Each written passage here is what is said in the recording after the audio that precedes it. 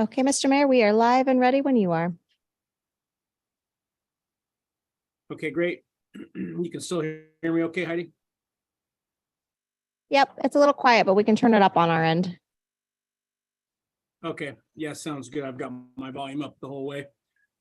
All right, I'll go ahead and call tonight's meeting to order. This is a regular meeting of the Seldovia City Council, Monday, March 13th, 2023. Time is 6:03 p.m. and we'll go ahead and do roll call. Rojas. Here. Did you hear me okay? And Kennedy is absent. Yep, Correct. got you loud and clear. Okay, Swick, Here. Peyton, Here. Heatley, Here. and Sweat. Here. Okay, 5 out of 6 are in attendance. As we mentioned, Councilmember Kennedy is absent tonight, having technical difficulties. He's out of town. So, all right, we'll go ahead and move on. And Heidi, if you could go ahead and lead us in the Pledge of Allegiance, please.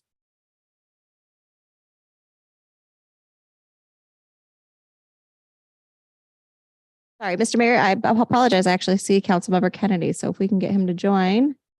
Looks like he was able to join after all. Councilmember Kennedy, are you there? Yeah, can you hear me? Yeah, we Yes, got we you, can. John, loud and clear. All right. It looks like I'm here, so I'm going to try to stay with you and we'll go from there. Yeah, your audio is a little rough. We'll give it a try though. So for now, we'll go ahead and mark Councilmember Kennedy as present, and then we're just getting ready to go ahead and do the pledge here.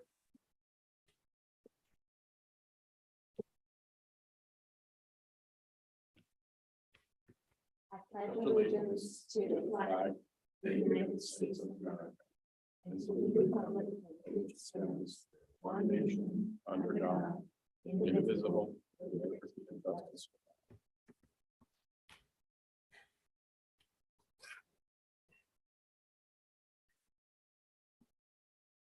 Okay, thank you, Heidi.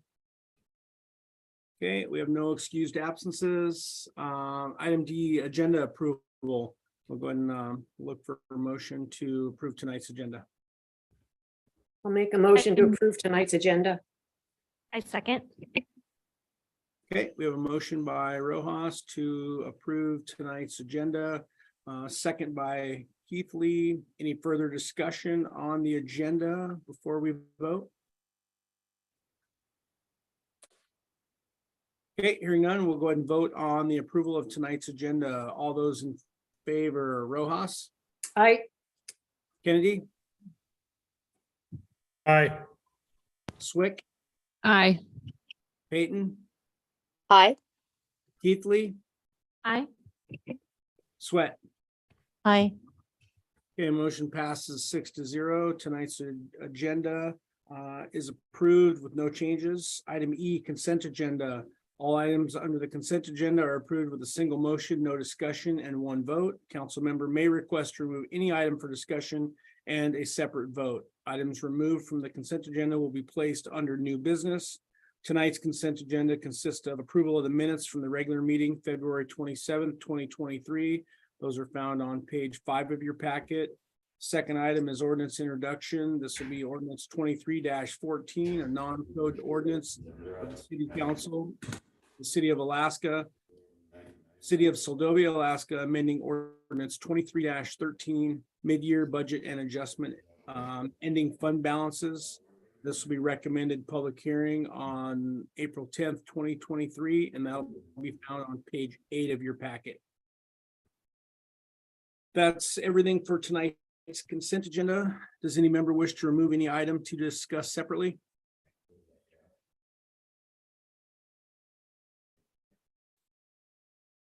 Okay, hearing none, we'll go ahead. I'll go ahead and look for motion to approve tonight's consent agenda. I make a motion to approve tonight's consent agenda.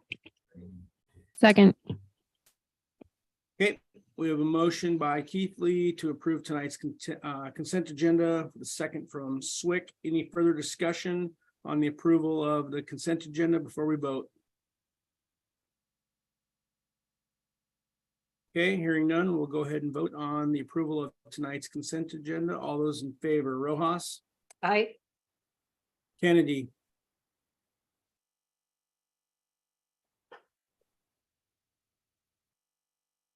Aye. okay, Swick, Aye. Peyton, Aye. Keithley. Aye. And Sweat. Aye. Okay, motion passes 6-0. Consent agenda is approved this evening with no changes. Item F, mayoral proclamations, none. Item G, public presentation prior notice. Tonight we have item G1, Tricia Sullivan, the local government specialist, introduction and best practice score. And this will be found on page 50 of your packet. Hi, everyone. For those of you who don't know me, my name is Tricia Sullivan. I am Seldovia's local government specialist. I work with DCRA, which is the Division of Community and Regional Affairs.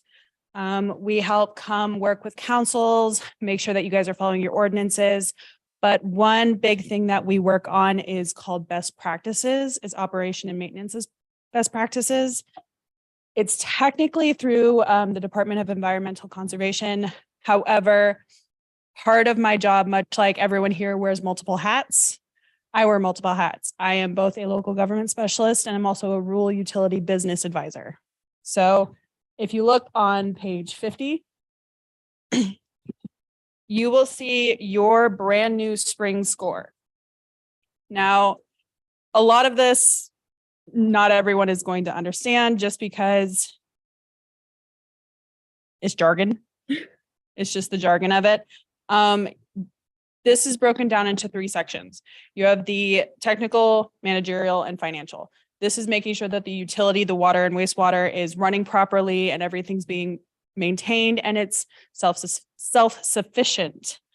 The part that I actually am the one that scores is the managerial and the financial. So that's why if you look on the very far right, you'll have 4 different names. DEC, 3 different sections of DEC. They break down the technical, and then I handle both the managerial and the financial. So what is really required for the managerial? You have the utility training, which that just means that someone who has a position of power, whether it's a council member, whether it's staff, they attend a training that we provide. Now, if someone does it, as long as they stay in that position, they're good for 5 years. So you see that Jan is listed. If Jan up and leaves, depending on if you've had someone in the past 5 years attend, you may be good. If not, you need to get someone in there. Meetings of the governing body, you guys are good. This is exactly what you're supposed to be doing. You're holding a meeting. The council is staying informed. You're hearing the different water operator reports. That's the big thing. So automatic 5 points right there. As long as you meet per your ordinance, you guys are good. Now, the budget is the one that I came and really worked on the last time I was here. Your previous scores for fall. In technical, you had a 7, a 25, and then a 0. For managerial, you had a 5 and a 5, perfect score there. For the financial, for your budget, you had 0, revenue 5, workers' comp 5, and then payroll liability compliance 0, which means you guys had a score of 52. This is 52 out of 100. Now, you're probably thinking, well, that's a good score. Not really.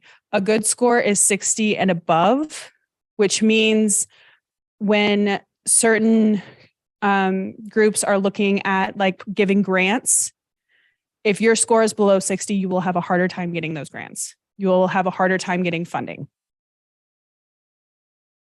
So with that in mind, I'm just going to say your staff is the one that accomplished this. Your new scores, 7, 25, and 5. And then for utility training, 5, meetings, 5. Budget, you jumped from a 0 to 15. Revenue, you're still at 5, but we are working on getting that up. Workers' comp 5, payroll liability is still 0, but we're also working with Jan and getting that taken care of. So within the time that I came, you guys jumped up 20 points. So you guys are now at 72. And you guys are just going to be getting better and better as we go, because I'm working with your amazing manager and your amazing clerk, and we're just going to keep pushing through. So that's about all that I have. Again, that is amazing that you guys jumped up from a 52 to a 72 in such a short period of time. So that's all I have.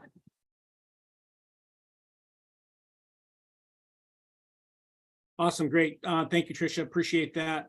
Yeah, no, that's obviously, we've been working on that. I know that was something that's come up multiple times over the past few years, knowing that our scores were substandard and holding us back from pursuing some of the grants and things that we wanted to. So that's some amazing,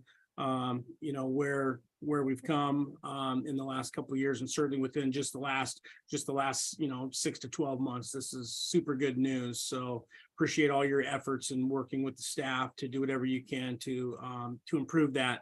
That'll certainly help the city going forward in the future here. Any questions from council, or Heidi, if you have any other additional comments, or anyone? Mr. Mayor, if I may. Yeah, Vivian, go ahead. Yeah, I'd love to see this score. Thank you so much for helping us get here.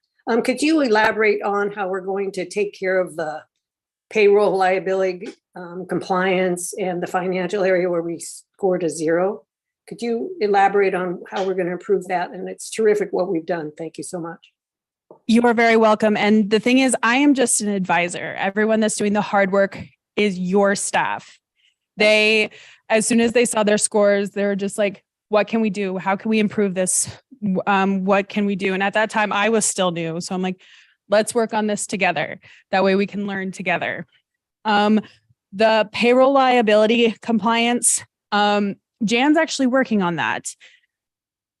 Right now, you guys are completely in compliance except for one missing form. He has sent that multiple times to the IRS certified, and a couple times they've lost it. So this is not on you guys. But until they come back and say they are good, we can't give you that full credit, unfortunately, which is kind of one of the bad sides of this. But if you guys, with the hard work, if you're able to get that up to 5 and get revenue up to 20, that's 20 points, 20 extra points that you're going to have there. So you could be in the 90s within the next scoring cycle. Wow, terrific. Very good jump. Wow, thank you so much. Thank you, Mr. Mayor. Yeah, thank you, Vivian. Yeah, anyone else, any questions or comments for Tricia?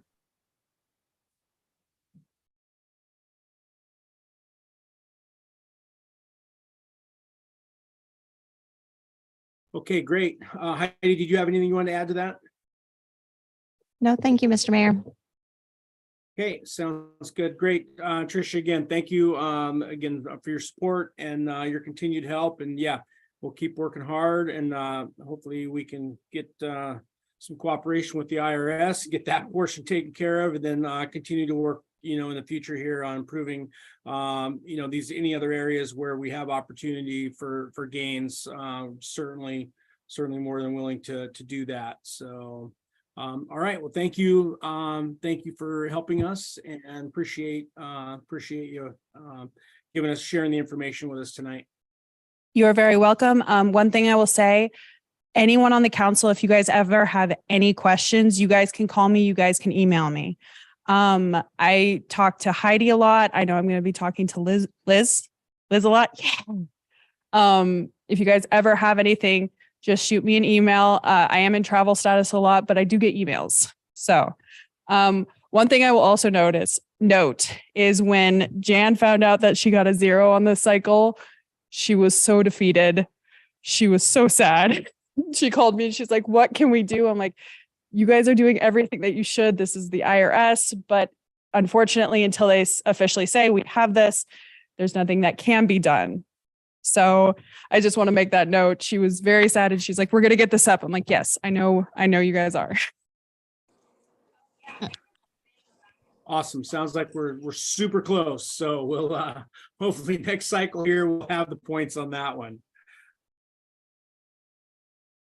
All right, fantastic. Appreciate everyone's hard work on that. And that's certainly good news all the way around for everyone here. All right, we'll move on. Item H, public presentation for items not on the agenda. Did we have anybody, Heidi, that would wish to speak tonight? For items not on the agenda? Yes, Mr. Mayor, we have a Miss Laurel Hiltz. Hi, if you can hear me okay, Mr. Mayor? Yep, got you loud and clear, Laurel. All right, terrific. Just wanted to remind everybody that Seldovia Village Tribe has some great spring break activities going on this week for the kids. Today we had indoor soccer up at the school, and starting tomorrow and Wednesday, we'll have basketball clinics for all ages. And then on Thursday night from 5 o'clock on, we're going to be having some exhibition basketball with the kids playing and the coaches playing and even in list ones. So we encourage the community to get out and go check that out Thursday night at 5 o'clock. And then we'll wrap up the week with our regular at the school. It'll be open gym this week. So I think possibly in the room is our community engagement coordinator for Seldovia Village Tribe, Nick Cantrell. He's taken the lead on all of these community events, and we're really glad to have programming happening for the kids. So thank you, Mr. Mayor. Okay, thank you, Laurel. Appreciate all the updates there. Yeah. Okay, Heidi, anyone else from the public tonight?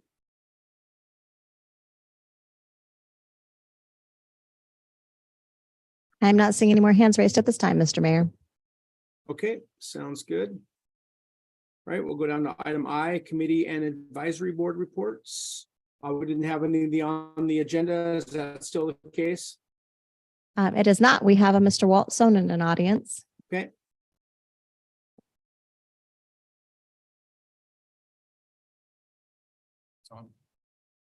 Hello, Mr. Mayor. Hey, Walt, how are you? Well, I'm here to report on the SOS meeting that we had recently. We had our annual meeting, first time in 3 years, due to COVID and such things. We had a pretty good attendance. We did our regular business and had a great potluck dinner. Everyone brought something, and we had a myriad of door prizes, which came from the community, which is a great draw for our annual meeting, and elected board members and that kind of thing. So that's nothing exciting. We will do a couple of exercises, hopefully 3 this year, throughout the summer cycle. And if we get to do 2 of them, we're lucky. Usually when we schedule, there's weather and whatnot, we don't get to them. No one's mentioned the new windows in this room here. The window guy was just finishing up this room when we started our dinner, and I'm pretty impressed. This is great. And as I understand, this was through a grant that we got due to COVID and such things. Great. That's glad to see it. Questions?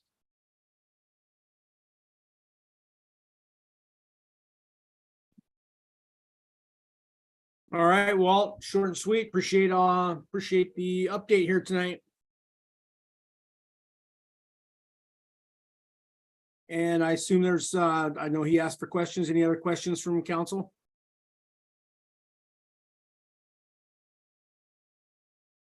Okay, sounds good.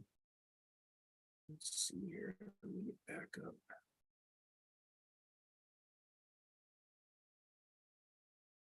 Sorry about that. I'm having to work on a really small screen here tonight. Okay, that was item I, committee and advisory board reports. Item J, administrative reports. None. Item K, public hearings, none. Item L, unfinished business, none. And then item M, new business, item M1.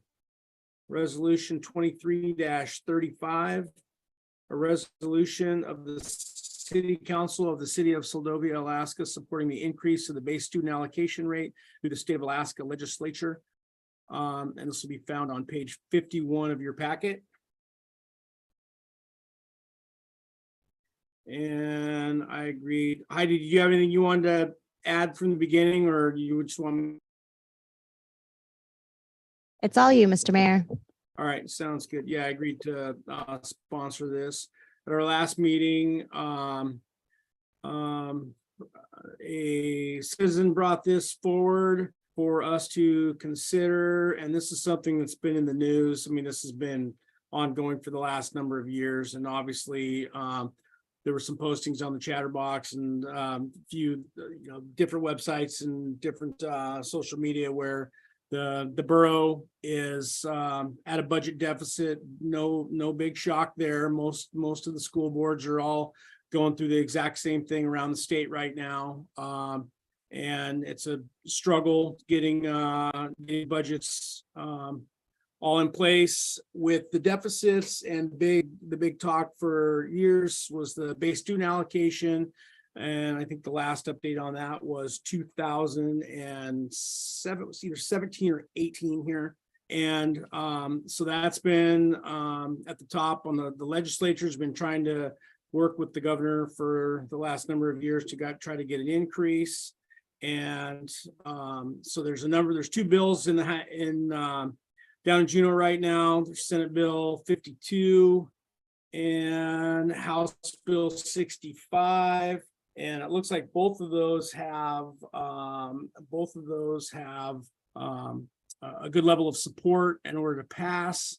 I think the Senate bill is at $1,000 increase, and the House bill is at $1,250. So those will obviously have to be reconciled and then voted upon and passed. Hopefully they will, and then that'll go on to the governor's desk for signature.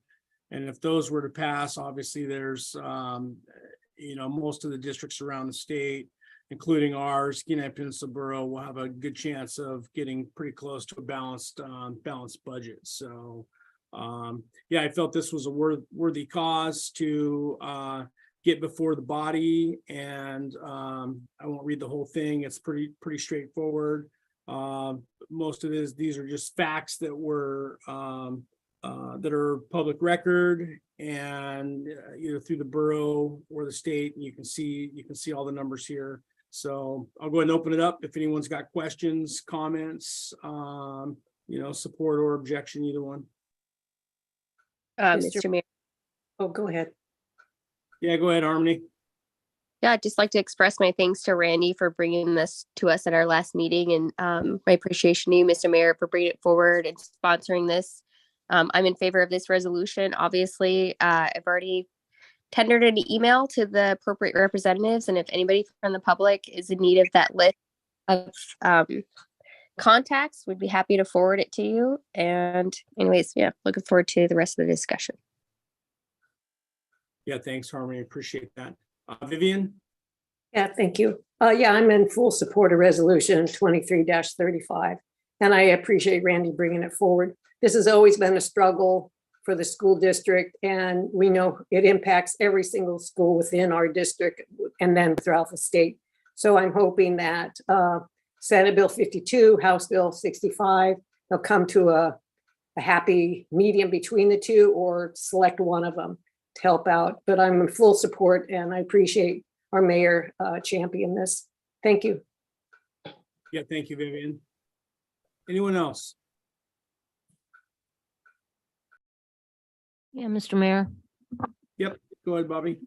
Yes, well, obviously I support this also. And thank you for Randy to bring it to our attention. Yeah, okay, thank you. All right, thank you, Bobby. Anyone else?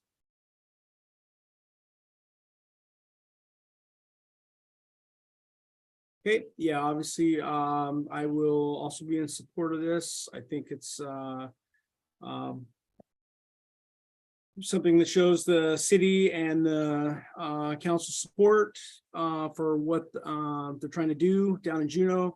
And obviously, the funding stream where it's at now has not kept up with inflation, and we see what's happening around the state. So I think it's we're, you know, I think 5 years, 6 years now without an increase. So I think it's due time that we have one, and hopefully they'll get something taken care of this session down in Juneau.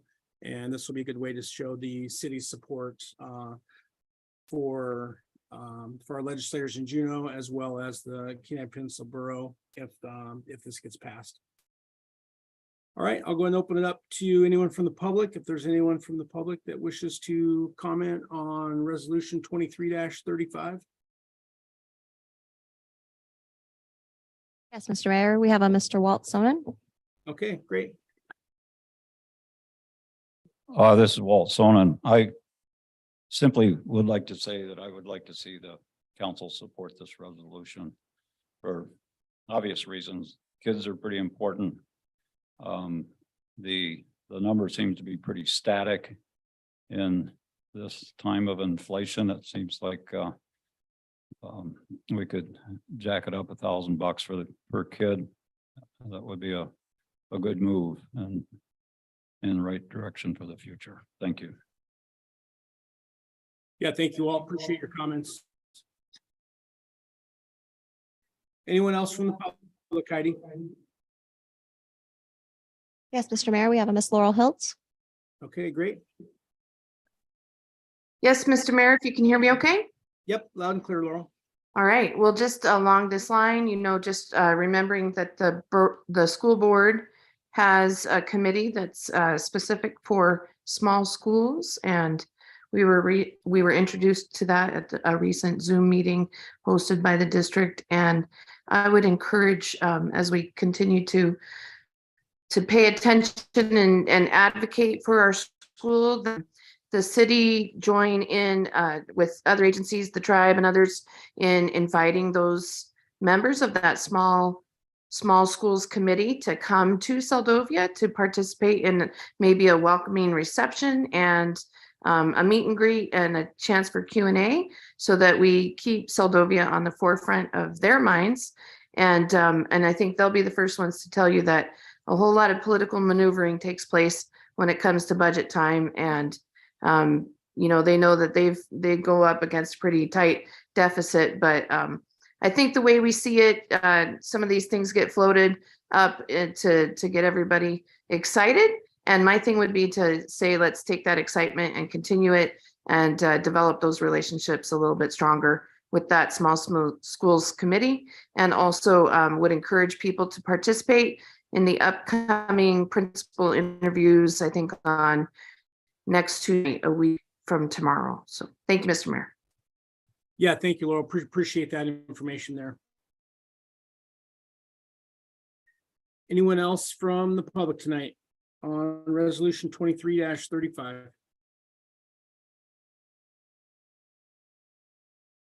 I'm not seeing any more hands raised at this time, Mr. Mayor. Okay, thank you, Heidi. All right, we'll go ahead and bring it back to council for final action this evening. Mr. Mr. Mayor, Mayor. I'll make a motion Yep, go ahead, Harmony. to accept resolution 23-35. This is Vivian, sorry. I'll second. Yeah, no worries there. Always a little delay sometimes on Zoom. All right, we have a motion by Rojas to approve resolution 23-35 tonight. We have a second by Peyton. Any further discussion before we vote on resolution 23-35?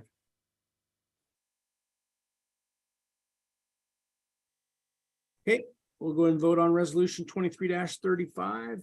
All those in favor, Rojas, Aye. Kennedy, Aye. Swick, Aye. Peyton, Aye. Keithley, Aye. and Sweat. Aye. Okay, motion passes 6-0. So that's resolution 23-35 is passed as written. Okay, thank you, everyone. Appreciate the discussion on that and all the input from council as well as members of the public. Item M2 is the intent of the 2% sales tax increase, Proposition 01-22, to provide for the purpose of paying on the obligations incurred to finance the acquisition of the road grader and then funding the Public Works and Maintenance Department once the obligations have been paid off. And this will be committee of the whole. So what we'll do is have basically just a interactive discussion on this with both with everyone in attendance or online, and so we can just get a good discussion going if anyone wants to weigh in. And Heidi, I'll go ahead and maybe just have you give us just a quick brief summary of why this is here and where we're at with this. And this will be found on page 54, everyone. Sorry. No worries. I'm sorry about that. Thank you, Mr. Mayor. So starts on 54. We received a legal opinion from our attorney. And on page 56, his recommendation is, as he states, is that the minutes from previous meetings where the proposed ordinance was discussed be reviewed for any comments as to legislative intent at the time the ordinance was considered. Further, I recommend that the City Council of the City of Seldovia address this issue at a regular City Council meeting, where after a full discussion of the matter, the council can reach a conclusion on how it will allocate any additional sales tax revenue beyond the annual greater lease payment amount by majority vote. Memorializing this decision in the meeting minutes will provide a useful record for the future should there be a turnover of City Council members and or city staff prior to the conclusion of the greater lease agreement. If a change to the allocation method is desired in future years, it can be handled through regular City Council processes. The reason why this has come before the City Council and the public is because in 2022, there was a proposition to increase the sales tax by 2% that passed, but the language on the sales tax as put by the language on the proposition as put by our attorney, there's some ambiguity, to what the language paid off means. The proposition itself stated, let me just grab that real quick. Shall the rate of the city sales tax be increased from 4.5% in the second and third quarter, April 1st through September 30th to 6.5% to provide for the purpose of paying on the obligations incurred to finance the acquisition of the road grader and then the funding of the Public Works and the Maintenance Department once the obligations have been paid off. The question came up afterwards, does that mean the annual payment or the 7-year payment? It's a 7-year loan that the city has with Caterpillar. And we did receive our payment was $51,512.07. And I think our sales tax overall was 70 something. I'm sorry, I don't have that number in front of me. But so there was a little bit of an excess from the sales tax that is earmarked for Public Works. And that's what the question here tonight is. Does that mean that can happen annually? Or does that mean that that money is put aside in a bank account and sits for the 7-year period where the grader is under lease and then afterwards would transfer over to Public Works Department? If you look further in the packet there, I included the ordinance for that proposition and language change in the packet. And then beyond that is the minutes. Oh, wait, sorry. There's a memorandum first where Rachel, the former city manager, Rachel Friedlander, does provide a background and an analysis. However, I didn't see in the verbiage where it specified what the intent of that paid off was, if it was annually or after the entirety of the grader. Let's see, I'm just doing a quick review of that. And then beyond that is the minutes. And again, there's still, I feel like there's ambiguity throughout the entire discussion. So that's why we're here, to hopefully have the council talk about what their intent was when this went through, and hear from the public if they have an opinion on how those funds should be used going forward, if they will, if they should be held in an account for that 7-year period or be used annually. And I will pass that back to the council. Okay, great, Heidi. Yeah, appreciate that. All right, so that's that kind of gives everyone the quick update and jogs everyone's memory of what happened there. I'll chime in and give my 2 cents right out of the gate. Yeah, obviously everything seemed pretty clear at the time. And I think this was a big oversight that I certainly didn't even think about.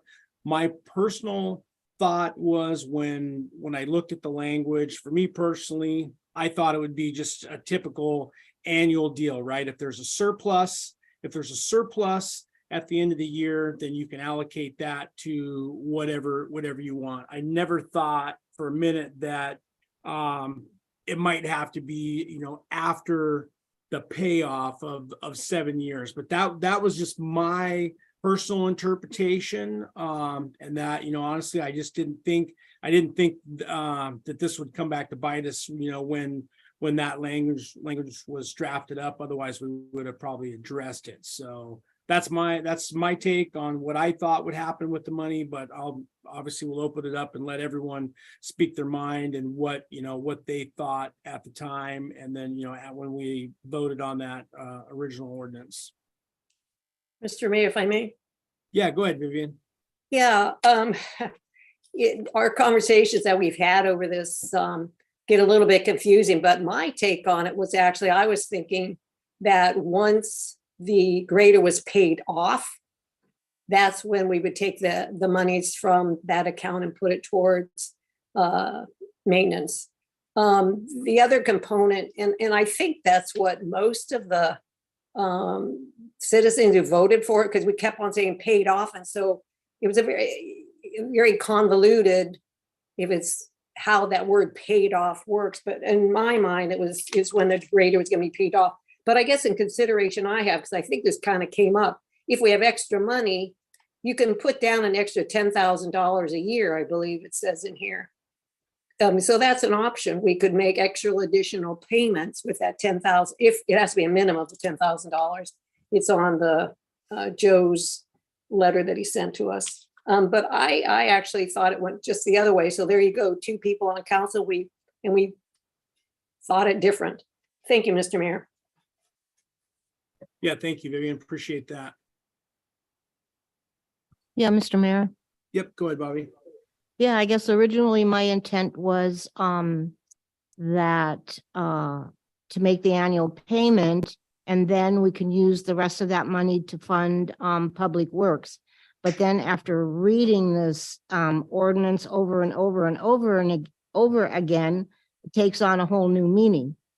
So yeah, I don't know what to say. Because it could go either way. As long as we make our payment, again, we can use the money to fund public works or pay off the whole, wait until we pay off the grader with, I agree with Vivian, an additional payment, certainly. And then put the extra money in a fund or something like you said, and save it for when the time comes. So I don't know.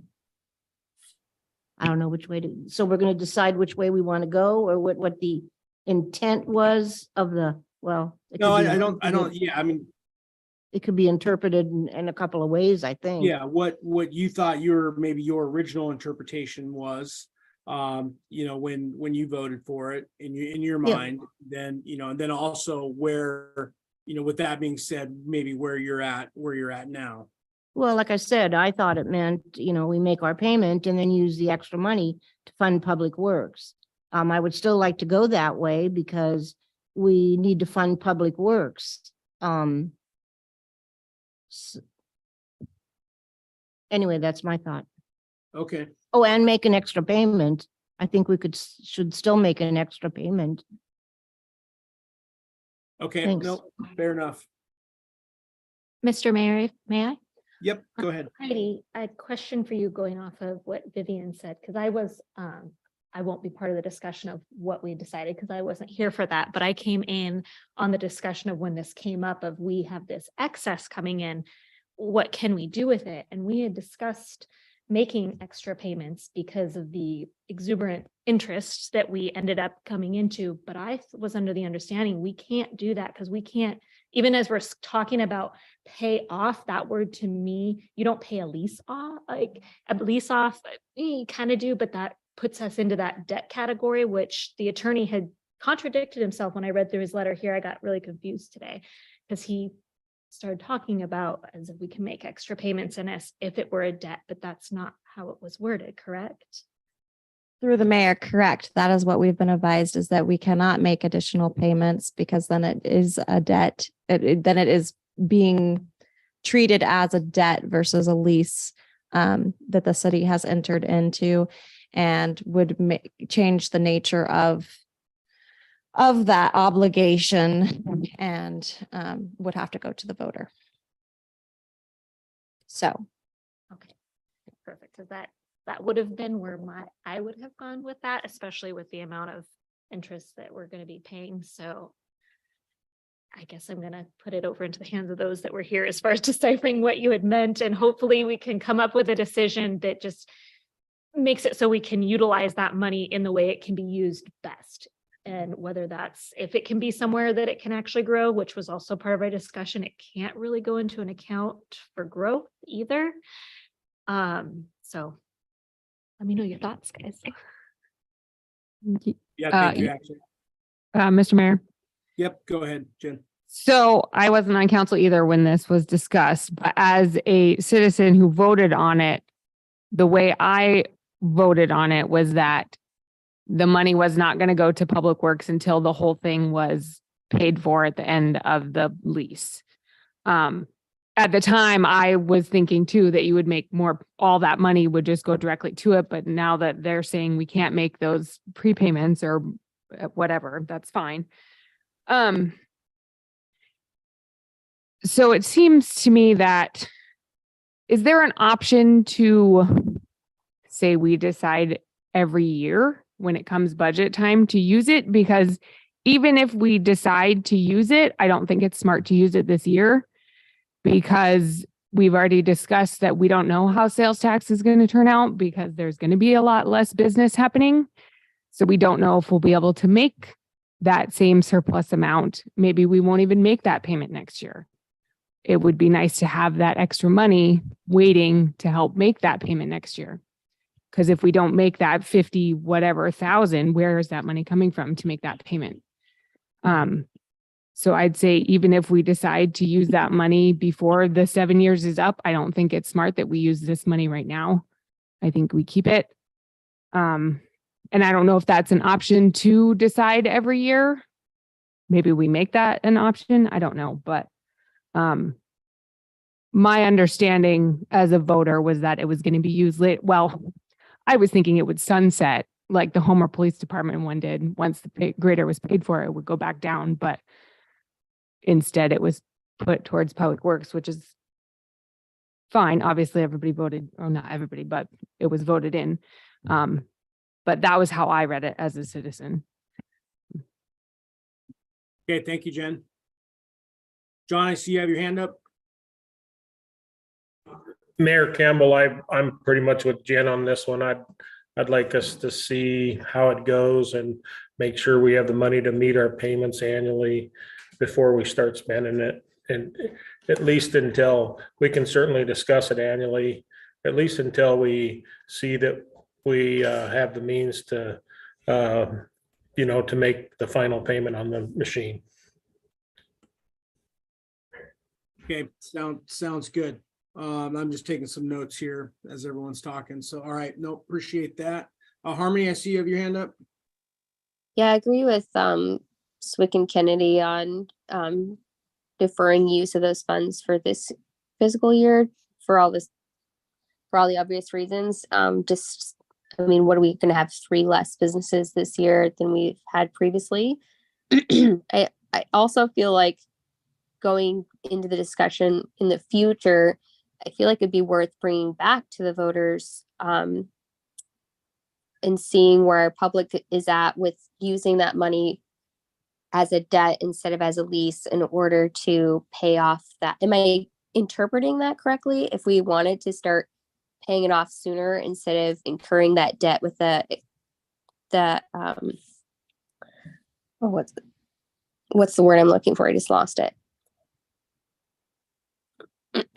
Debt versus Was- lease. No, yeah, the debt versus lease there, if we took it back to the voters, we could potentially pay it down quicker instead of paying that high, what's the percentage I'm thinking of? The higher interest rate. Thank you. Yeah, is that how that works? If the voters voted that they would be willing to take it on as a debt instead of a lease, we could potentially pay that down quicker? Heidi, you'd have to jump in on this one, but I think that's the process. Is it would, yeah, it would have to, from what I understand, it would be an initiative that would have to be put back in front of the voters.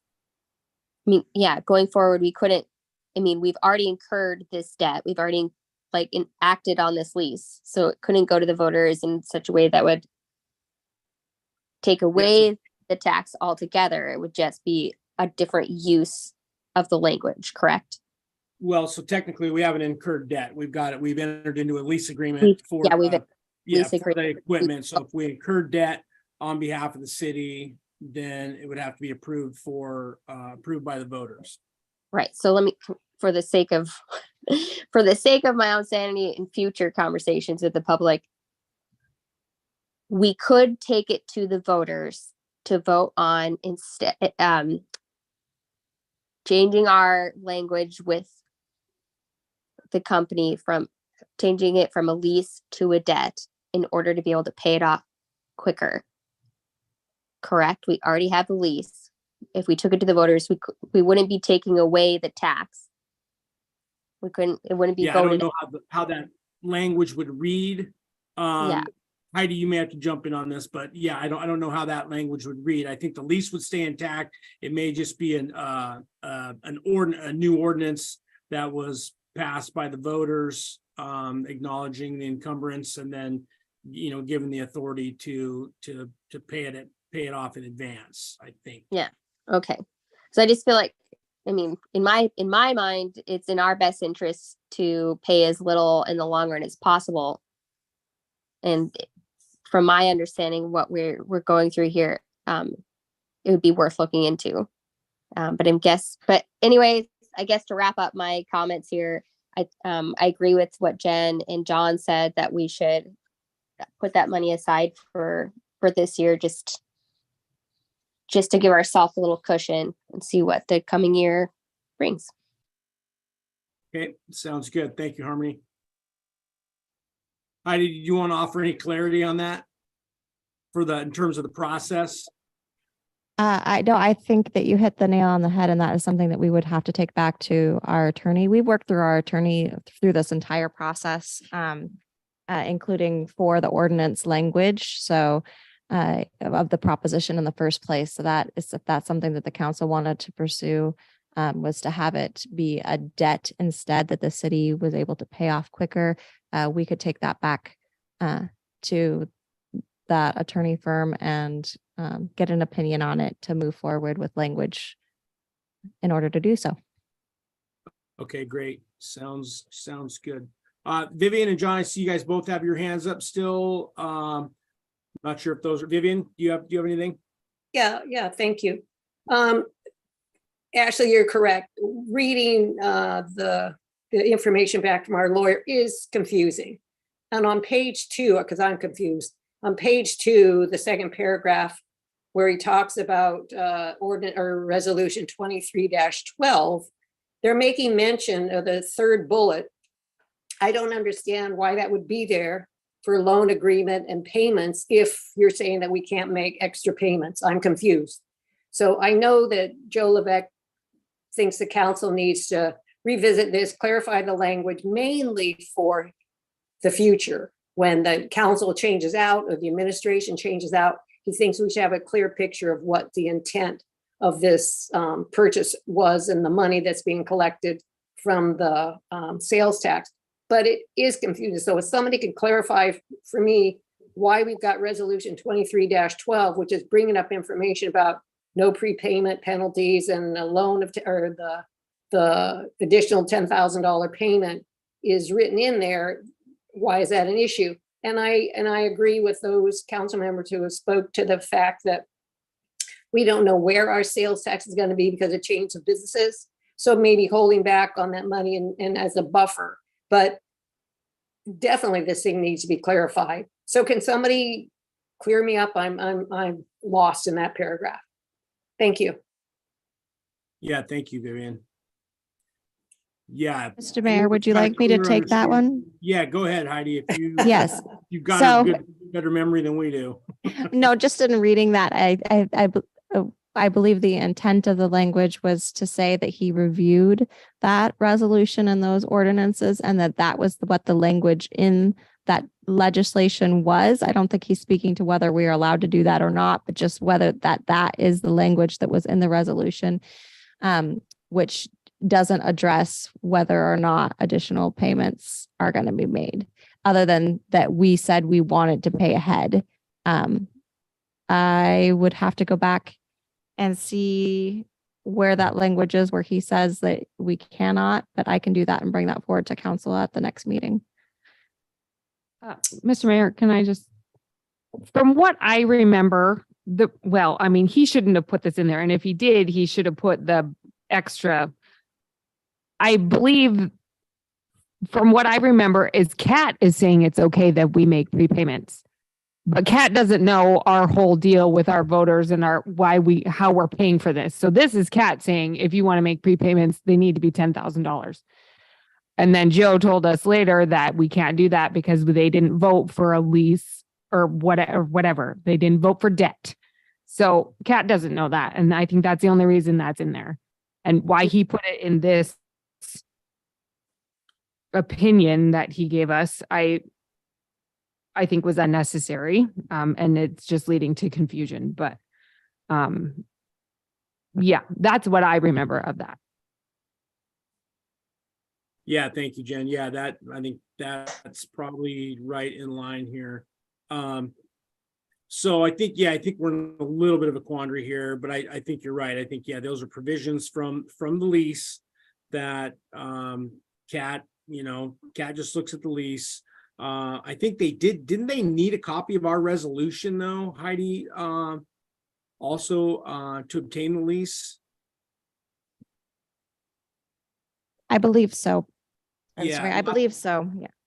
Okay, and that may just be for their records, not that they would understand, maybe what that, completely means in terms of how the money is appropriated and, then ultimately paid for by the voters. So, yeah, we're going to need some clarity on that. And then going back and looking at Joe's, at the other piece of his opinion, when he mentioned that, talked about the differences between incurred debt and the lease provision. So we'll definitely need some clarification on that.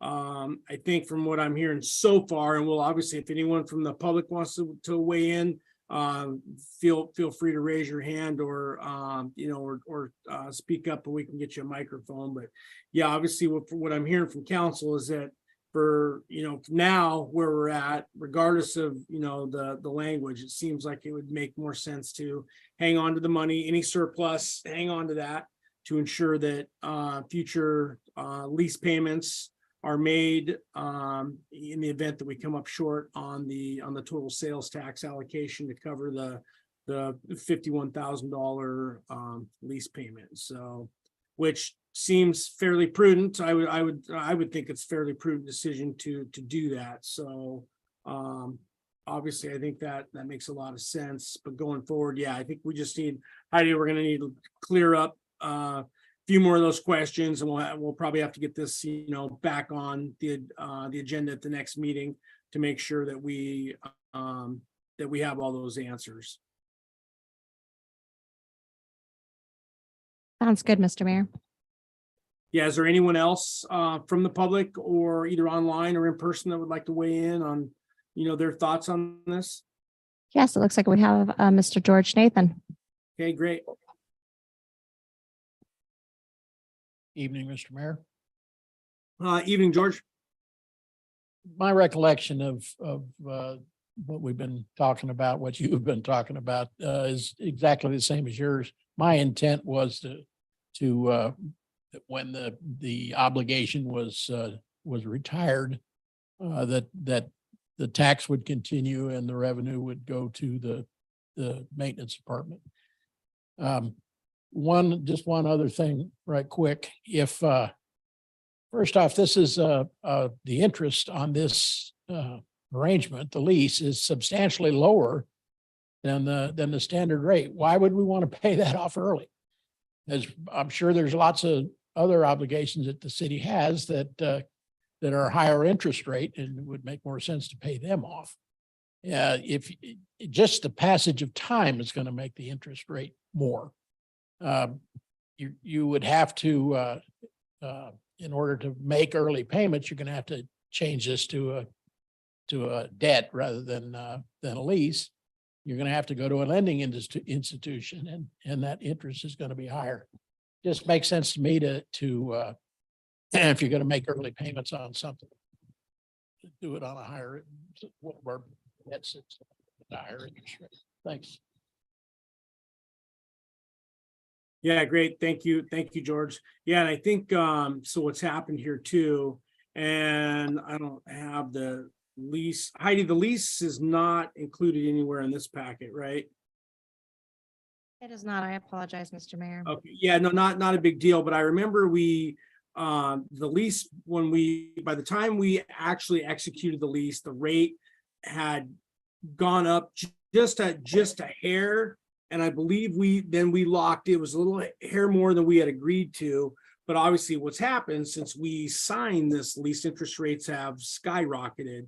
And I don't know, I think we were locked into a fixed rate for X amount of years. I don't remember if it was for the full term or it was locked for the first couple of years and then it would resort to variable or not. So, but yeah, I would agree. I think right now we're probably sitting better than where if we were to execute a lease today, it would be substantially higher. Mr. Mayor, if I may clarify, Yeah, we wouldn't be, if we were able to make additional payments, this would not be a new lease that we'd be going into. So the interest that we're paying on right now, we wouldn't be transitioning into another loan because this is considered a lease, but it wouldn't be changing if we were allowed to make prepayments on this lease.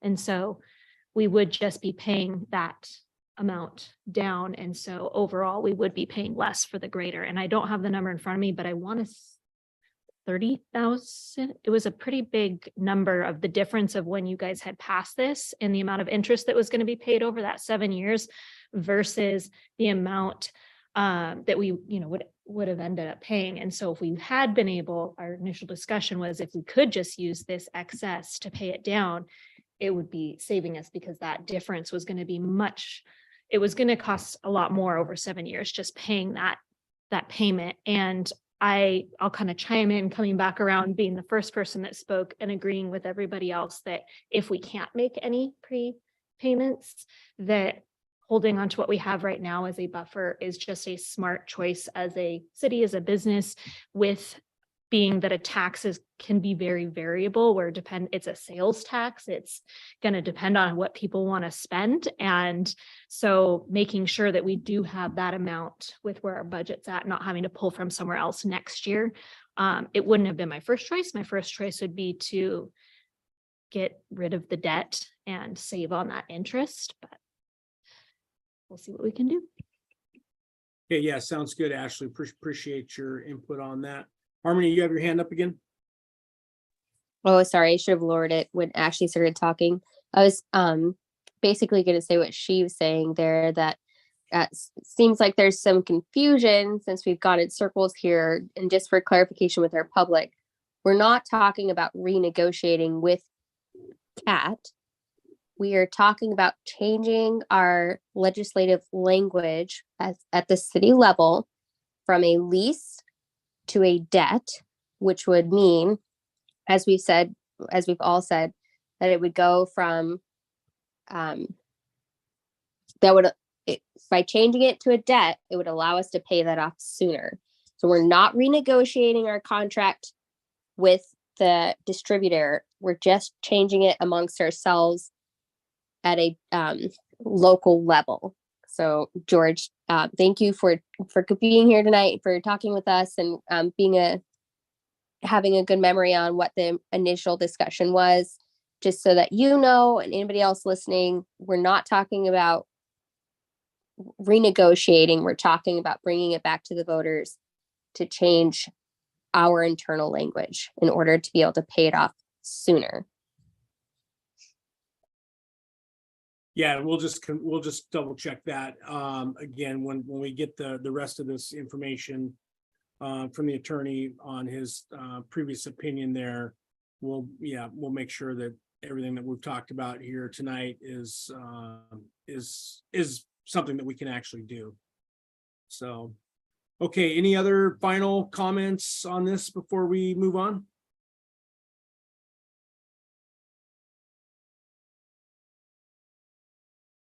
Okay, so Yeah. so Heidi, Nope, I you'll was- be able to get us get that information gathered up and then back to Joe for the next meeting. Can do, Mr. Mayor. Okay, sounds good. Okay, thank you, everyone. Let's see here. Next item on the agenda is item M3. And this will be the ADF&G Seldovia Slough snagging regulations found on page 74. And I believe Vivian will speak to this tonight. Yes, thank you, Mr. Mayor. I'm not sure if you've all had a chance to read over. I just wanted to insert into the packet a little bit of information, just so we're on the same page. When I attended the local advisory board, they had a few questions about the city. I attended it as a private citizen, the meeting. They had some questions about the city's, if they had a point of view of where they stand on the snagging issue. So I just wrote down a few bullet points, and the group will be meeting on March 28th, putting together a proposal to send off to Fish and Game. And that will be, I don't know if you've all had a chance to read this, basically submitted something that says snagging will be closed and open on a certain date. It'll be closed from January 1st until June, and that date, June 15th, June 20th. The old date was June 24th. That date needs to be determined yet. And then it'll be open snagging as it always has been. So it's changing the policy, the regulation that went into effect inadvertently and included Seldovia's Harbor, Seldovia Slough, and the lagoon. So the concerns, or maybe what the city may want to have a conversation about, is what I put down here, that if, and maybe somebody from the city wants to attend, I'll be at the meeting on the 28th. The discussion of what we allow in our harbor. And I know our city manager spoke to Layla, and maybe Layla can speak to it, because the question came from the board or the committee. Well, what do you guys do when snagging became open all the time? I said, well, I think in the harbor, it was determined that we would post it because it's too dangerous for people to be snagging. Is fishing available at the harbor to do? Absolutely. Snagging was not, and maybe Layla can address that fact. And so what can the city do about the snagging ordinance and what we did in the past and where we stand on it? The language about including the harbor, the slough, up the lagoon, that will be determined in the proposal by legal language. But if anybody has any questions about what I put there, please ask now. And if you'd like to attend the March 28th meeting, or if you think that we need to do something officially for the proposal, I know that probably if the proposal is accepted by the Department of Fish and Game, I would probably ask, like we did before, to write it a resolution in support of it if the council is indeed in support of changing the regs back to what they were. But I'll let y'all have if you have questions about what I wrote down, please ask. Yeah, great. Thanks. Thanks, Vivian. Yeah, we'll go and open it up to council if there's any questions from anyone on council. Mr. Mayor, Yeah, go ahead, Bobby.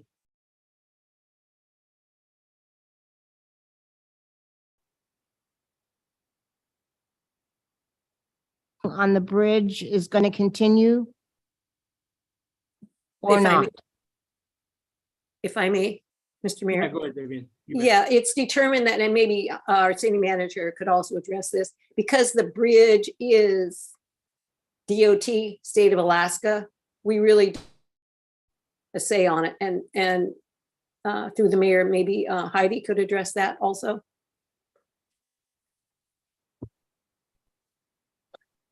Sure. Sure, through the mayor. So my understanding, and I did not attend the meeting as Councilmember Rojas did, but from my understanding, in previous years, there was a regulation included with ADF and G regulations that there wasn't any snagging allowed in the slough prior to June 24th. However, in the last update that they did, Seldovia just kind of got missed because our slough is kind of a little bit of a gray area with tide water coming in and out, but it's not necessarily an anadromous stream. And there's been a lot of discussion about what that means for the slough over the years. But regardless, in the new regulations, language was not included for Seldovia, which meant that Seldovia, because it has tidal waters, is open to snagging year round. So, or throughout the entire fishing season. This discussion came up, as I understand, under the advisory council, and I've heard it in the city level, because there are community members that are still in support of having a designated period of time for fishing in the slough that does not involve snagging. And the city did take a position in the harbor, at least because we have a lot of young children that fish off the floats in the harbor. And for safety precautions, that we do have signs up that says, please no snagging, just off of the harbor floats themselves. But I guess the bigger discussion that Councilmember Rojas is putting forth is, does the city want to take a position on the snagging regulations in the slough? Is there support to have a date that specifies a closed to snagging period and an open to snagging period? Or, how council feels on that. Is that what you're asking for, Councilmember Rojas? Heidi, if you could clarify the bridge. Oh. Snagging off the bridge, which was been for historically, it's been snagging off the bridge June 24th forever. But if you could address the bridge. That the bridge, yes. So the bridge DOT. from Dock Street to the airport is DOT. It's all state of Alaska. It's a state of Alaska highway. So Dock Street, up Main Street and airport. And then past Anderson, like that Winifred Y out is also a state highway. And that's because it's our main avenue from our Alaska Marine Highway to our airport, our main transportation hub. So with that, anything that's happening, any signage being placed along the roads, any maintenance done to this road, except we have an MOU with the state that the city does do the plowing in the winter and the state does the sanding. But overall, any decisions being made with this stretch of highway and along the bridge goes back to DOT. So Bobby, did that answer your question as far as snagging on the bridge? I think so. Yeah, and I guess reverting back to a set date for snagging, it eliminates, the whole 6 weeks or the whole, actually, it can show up about the third week of May or so. That eliminates, a month or 3 weeks of snagging if we revert back to no snagging until a set date, which is way more beneficial for the fishery, I believe, and also the safety issue of snagging, making it not open until a set date after it's been regular hook and line. Thank you, Mr. Mayor. I'm not sure if there's any other questions, or as our city manager said, does the city want to take a position in case at the March 28th meeting, one of the members of the council asked, did the city take a position, or how do they feel about taking a position if they would like to see it revert back to what it used to be? And so what happened was, when the regulation went through and it inadvertently included Seldovia, it pretty much was a group that decided it would be easier to make a straight line from Bluff Point or whatever it was, straight over to, I'm not sure which point it was on this side. And it would include Seldovia, as if Seldovia Slough and Harbor, the Slough and the Lagoon, as if they were open water, where in open water, it's Snagit is open year round. So Seldovia was included in an area that should not have been included in that regulation. So it was a mistake that didn't get caught. Thank you, Mr. Mayor. Yeah, thank you, Vivian. Yeah, appreciate that. Mr. Mayor? Yeah, go ahead. I'm in support, Vivian. You know, we've spent a lot of hours on the bridge. It's definitely a different atmosphere come snagging season, which is fine, but we're spending this money to promote this fishery as this great sport and this great thing for this town. It's different. You know, I have a little boy who really wants to catch king, and he's not going to be down there snagging it. And the likelihood that he's going to catch one when other people are down there snagging is not very likely. There's nothing wrong with keeping the snagging the way it was. You know, most people, was last year the first year that this went into effect? No, it's been 2 years. And this will be the third year. It will still be open snagging this season. Right. And for you. Most people aren't, most local people aren't really paying attention to that. So they knew, but they still were down there with their bait and with their hooks. They were still trying to catch them that way. But then there are the people who come in and say, well, it's legal. I'm just going to come down here and snag my fish. And then it kind of ruins it for everybody. So I'm in support of it going back. Like you said, it wasn't like us initially initiating this change. We fell into with the same nightmare with that Adronomous stream mess that happened a few years ago. It was, we get forgotten down here. And then we don't like the results. So I don't know. Yeah. What if we need a resolution or whatever? I'm in support of that. Whether that's going to make a difference, it's DOT bridge or whatever, whatever our say has in it. Personally, I'm in support of it going back to the way it was. Yeah, thank you. Thank you, Jen. Yeah, I want to weigh in too, Vivian, real quick on this too. Full disclosure, I did snag my 2 kings last year. And I think it was before the old date, but I did get them up in the lagoon, not off the bridge.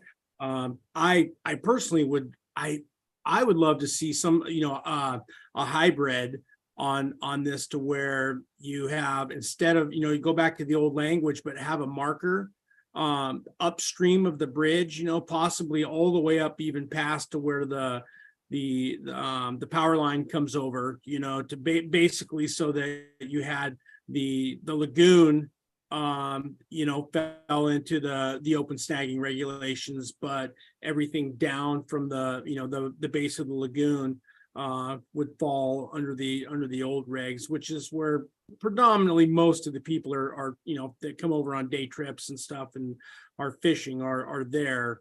You pretty much got to be out in a boat if you're going to be up if you're going to be fishing up in the lagoon to have much success there. So I don't know, that's just my thoughts. I wouldn't be opposed. It's probably not the end of the world either way, but I would definitely like to see a hybrid on the marker to allow snagging to continue up in the lagoon, where it's much safer, kind of out of the way. You're still able to target some of those fish that are have gone up, making a home up in there, and they're not backing out.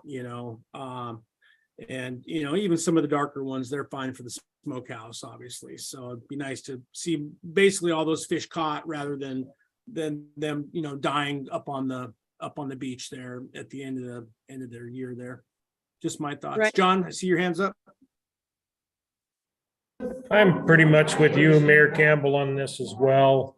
I'd like to see a marker above the power line, only because the people that participate in that would like to do it early enough that they can use the resource without the meat being completely gone or too far in the the death process. I personally don't really care either way, but I think the bridge should definitely be out of the snagging. I see it as a huge liability for everybody involved. That's all I have. Yeah, great. Yep, thanks, John. Appreciate I'd that. rather just catch them out in the bay.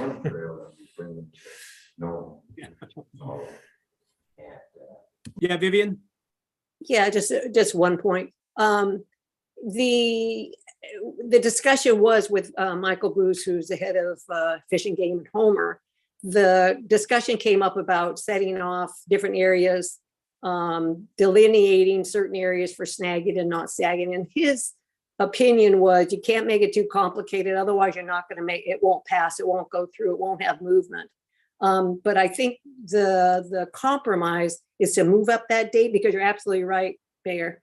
The fish these days, because they are dropped off in the lagoon, that's their home. They get up there and they really don't flush in and out much. In the beginning, maybe the first week, 10 days, they flush in and out, but they kind of find themselves at home up there. So moving up that date in the lagoon, because that's where a lot of the kings are hanging out. They're not coming in and out as much as they have in the past. Moving that date up to the 15th, there's still fresh fish going in there, and then some bronzy ones. But it's interesting because I've asked people who live up in the lagoon, do you see? And I've never really seen very many dead fish laying on the side like you do the dogs and the pinks at Fish Creek. So it's kind of interesting, are they all being picked out, or are they going to the bottom and not surfacing or something? But that was a comment from Fish and Game. That's why I'm a little bit leery about delineating certain areas for the snagging and not snagging, just because of the confusion factor and Michael Booze's opinion on it. But moving up the date is, I think, definitely going to happen to the 15th, probably. Thank you, Mr. Mayor. Yeah, thank you, Vivian. I got it. I can't leave that one alone, because I served on the Board of Fisheries for 3 years, and all you got to do is read one commercial fishing, specifically Cook Inlet's plan, and yeah, this is the most complicated thing in the world, pretty much, on when it comes to fishing. So yeah, I think what they'll do is, if the AC gets involved, which it sounds like our AC is going to get involved, draft the proposal. Unless it's something way out of whack, I think, you typically they'll take the proposal as submitted from the local advisory, and if it makes sense, there's a pretty good chance that'll pass. So I guess my only words would be that, yeah, if and I trust you completely, because you've been involved in this fishery your whole life, as long as you've been here. If you could work, with them on the language of something that would make sense, I think whatever they come up with in their proposal is going to have a pretty good shot at passing. So especially, I don't think anybody on the board, unless they got a bunch of crazy public testimony to go against it, I think they pretty much rubber stamp what the AC submits, knowing that hopefully the local participation and folks testified locally, or at least gave the AC their 2 cents on, what they'd like to see. So. Yeah. There is people who Yeah, I have, think either way. yep, who live up in the lagoon, who've expressed the reverting back, not having snag and open. So you've got a group of people who live up there who have, it's convoluted, but thank you for your input. Yeah, sounds good. Yeah, no, it's always a balancing act. So, all right, fantastic. Anyone else for Vivian before we move on? Yeah, and if there's anyone from the public as well that wants to weigh in, that's totally fine. If anyone's got a question or comment on that.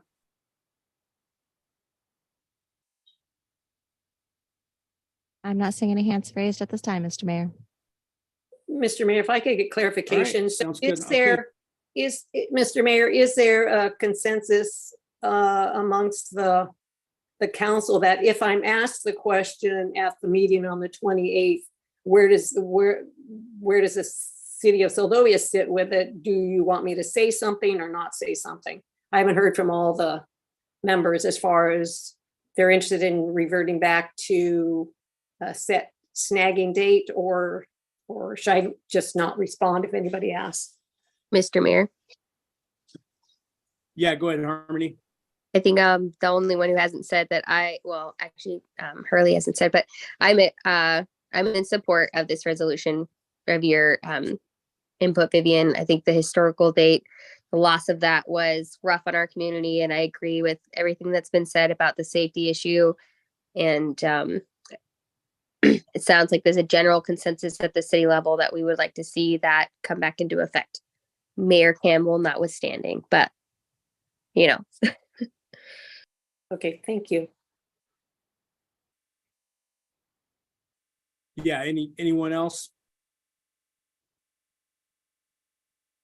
Okay, yeah, and certainly I'm not gonna follow my sword over this one. So I think this is, if the city in general agrees, then that's great.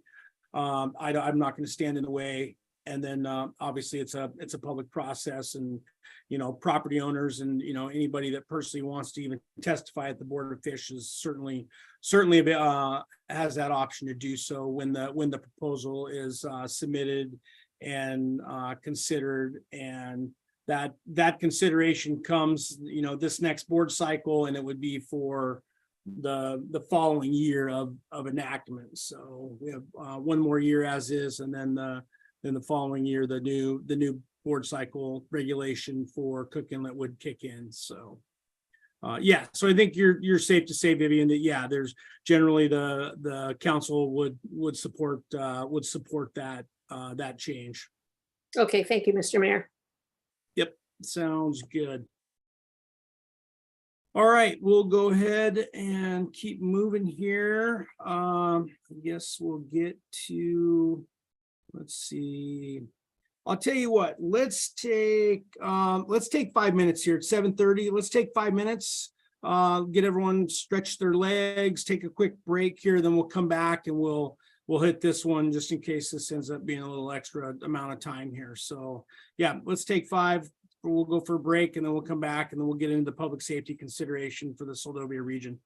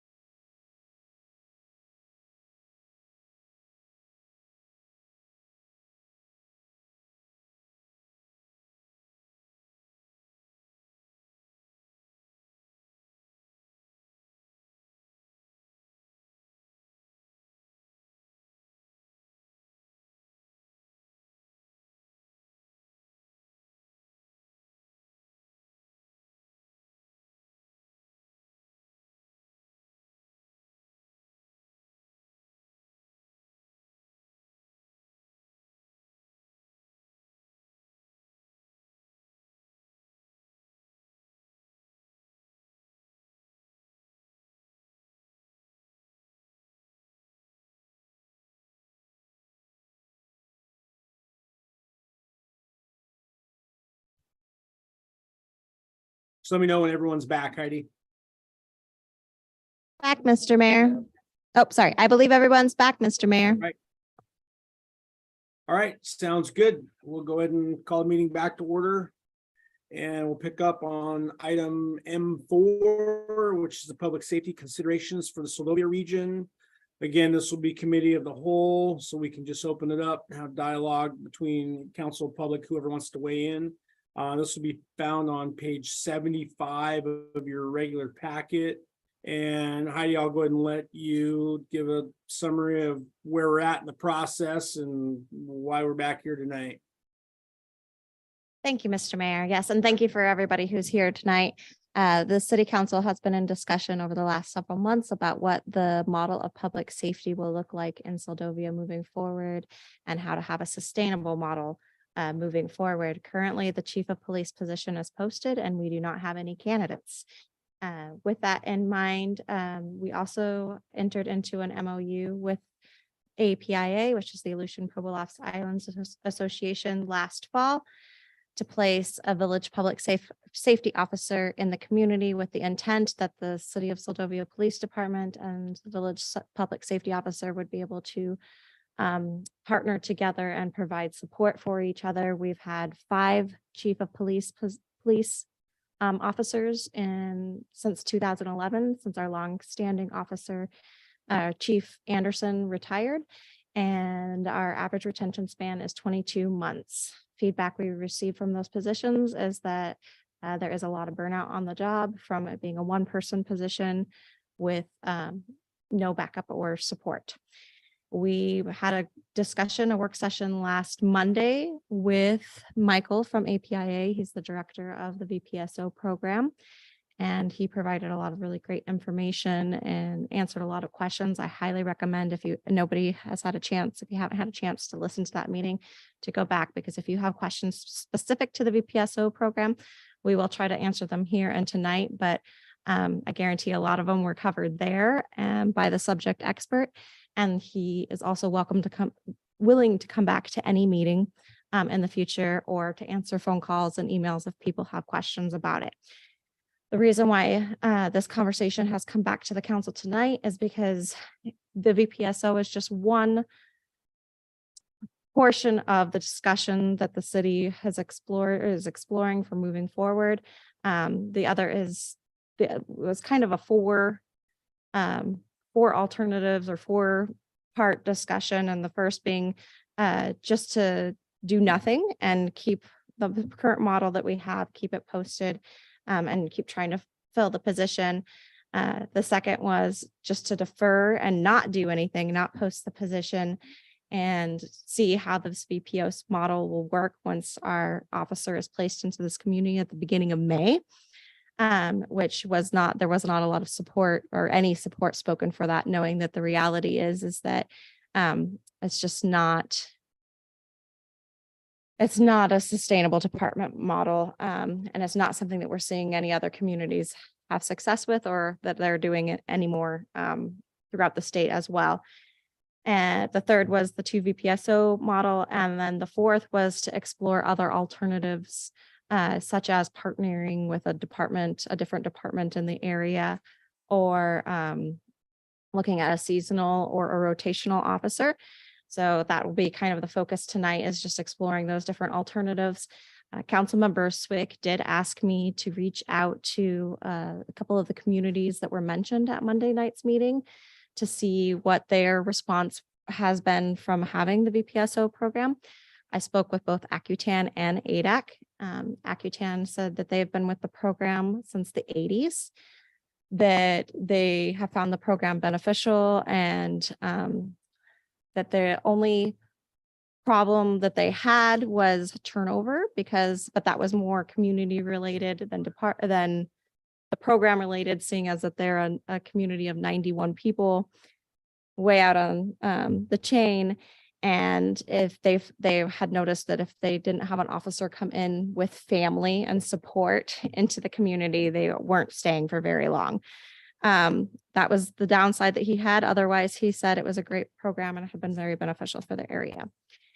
ADAC, and speaking with them, said that they have been with the VPSO program for 6 years. And they've had 2 VPSOs in their community since November.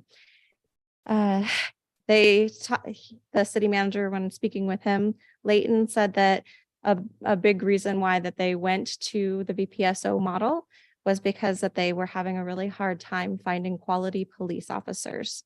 The candidates that they were receiving were not adequate, and they weren't able to find somebody to fill the position with the budget and the available options that they had in the community.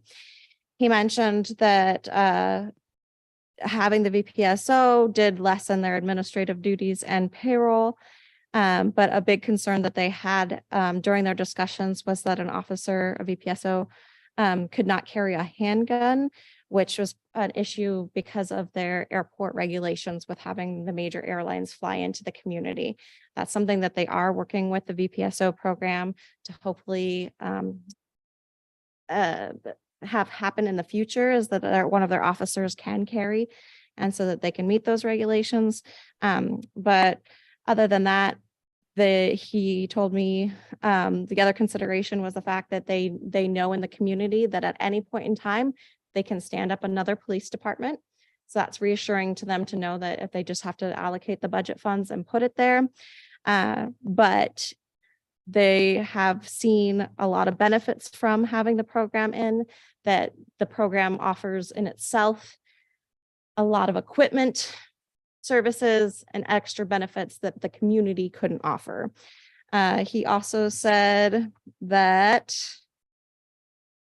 they now take some of that funding that they would have used towards a public safety officer, and they invested it back into their fire and EMS department, which has been very beneficial for their community.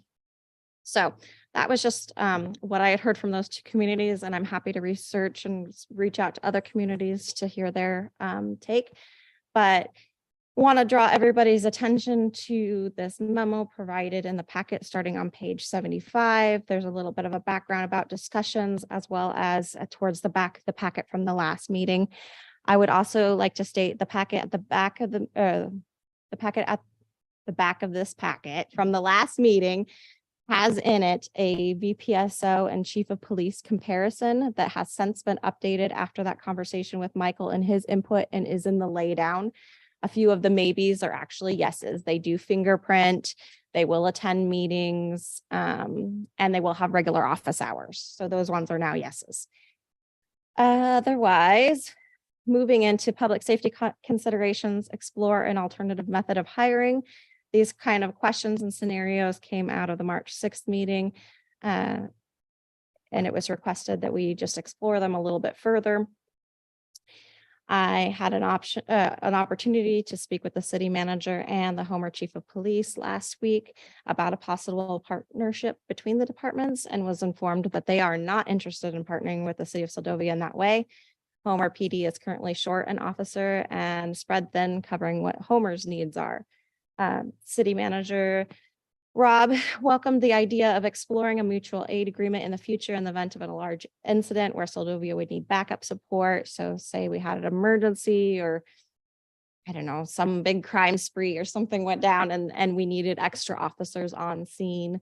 They would be willing to negotiate, I would assume with that terminology, for a price to send officers to our area to provide that support. And we can look into that if that's something that the city desires. Chief Robal also stated that he would continue supporting Seldovia as the department is able to. And right now they support the department through radio support and being able to run individuals' information for the chief, so the chief can radio in and say, hey, can you look up so-and-so, yada, yada, yada. And Homer will give him that information.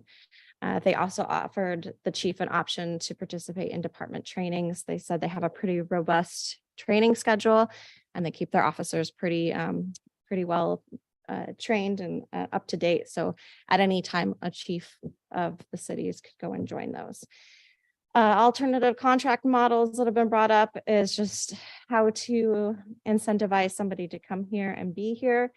I also had the opportunity to speak to the rest of the Kenai Peninsula city managers last week. So Seward, Soldotna, Kenai, Homer, I spoke with them all. And it was told that retention is something that everybody's facing right now. That was something that Chief Roble also said, is that had this been 5 years ago, maybe they would have had an interest in partnering with the city, but they now have fairly new officers on the department and have had a lot of turnover. The city of Seward stated that they offer a 1.5% bonus to all employees, not just police officers, but to every employee. So it's like a Christmas bonus in December. That is something that they offer in hopes of having retention. And that it was recommended by a few of the city managers that if the city wants to be able to retain an officer earlier on in his career, that the city look into joining the PERS system, which we will have right now for the city clerk and the finance officer. We, as part of the state of Alaska, we are required to be a part of the PERS system. However, it is there are some additional expenses that go with it. I don't understand the whole model, and I can bring back more information about it, but it's not just the retirement that we pay. We pay the employee pays 5%, and the city pays 8%. And then on top of that, there's an additional monthly payment that we pay that just goes to PERS for being a part of the PERS. And then that's part of the defined contribution plan, that when the employee retires out, there's extra benefits that go with it. So I did put out an email to PERS to see what that would look like to add an employee. I know we've discussed it in the past. And in fact, we had a previous officer who, when he transferred over, was interested in that model and ended up not working out. The other thing we could offer is that, and this is something I've heard not only from the Kenai Peninsula managers, but from Bristol Bay managers and other areas of the state, is that in order to retain police officers, most organizations are going to a model where they pay an employee's benefits in the entirety. Right now, our employees pay 20% of their health insurance. So we could look at that as a potential benefit, 20%, taking away that 20% and having the city pay the 100% health insurance. We could look into other health insurance models where we provide for the family. That is not something that we have right now. And as I said, the bonus at the end of the year, I'd be happy. I am put on page 76 here, just like a rough breakdown of a salary with a living stipend, healthcare coverage completely by the city, family healthcare, retirement, and an annual bonus. And of course, this doesn't include the rest of the benefits that are included, like Medicare and federal tax, or moving expenses, training expenses, department expenses, and insurance for having the department, but just a rough idea of what that would look like for the individual. And I'm happy to bring back more information to the council if there's any of these that they want to explore further, delve deeper. We could have a work session later this month. But that's what I have for that information at this point. Is oh, and I would like to say lastly that I also asked the other cities if there was any interest in partnering, and I had zero response. But I was told that Whittier does provide police coverage for Girdwood.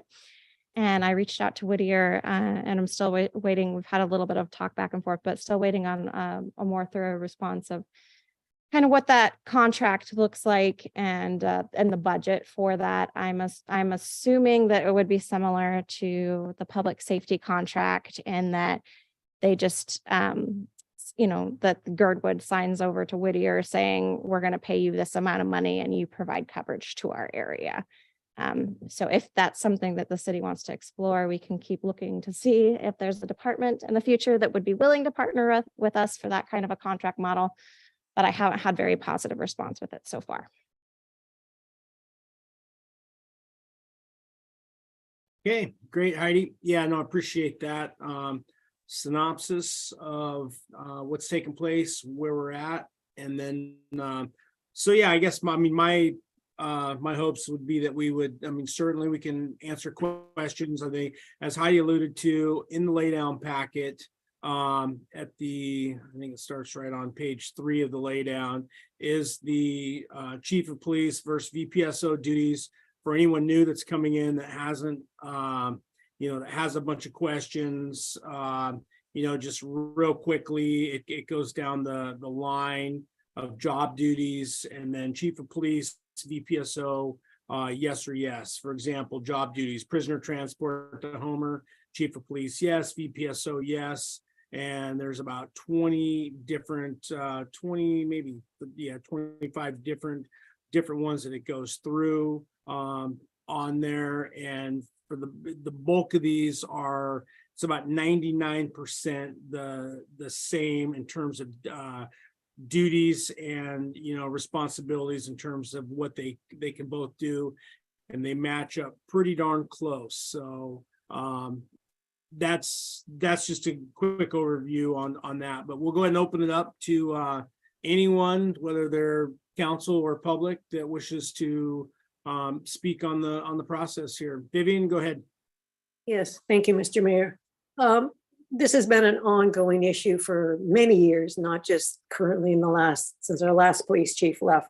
I think we're at a situation where going and directing our city manager to seek out a second VPSO would be the perfect solution for us now. It doesn't mean that we'll never go back to what we had before.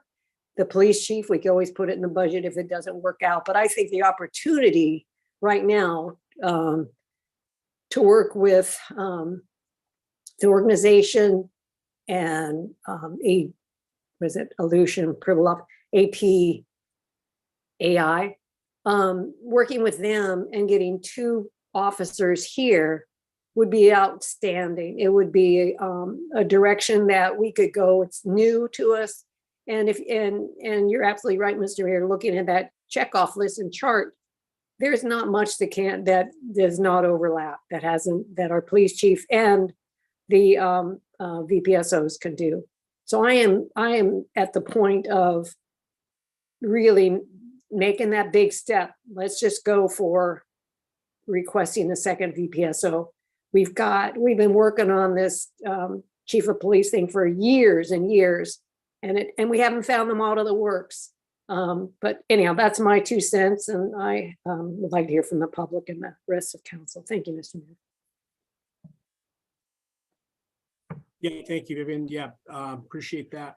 And Heidi, I can't see members of the public or on the screen how many people are calling in, or if there's anyone calling in. So you'll just have to alternate if there's folks from the public that want to weigh in here as we go about.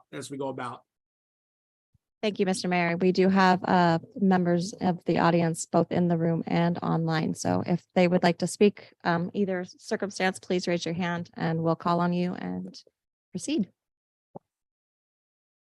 Like we have Mr. Nathan. Yeah, sounds good.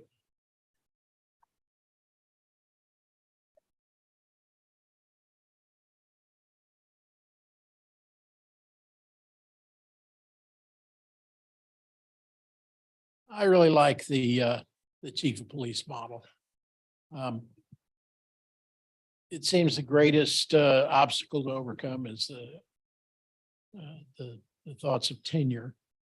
I just got a couple of suggestions. I believe I brought these up before when I was on the council.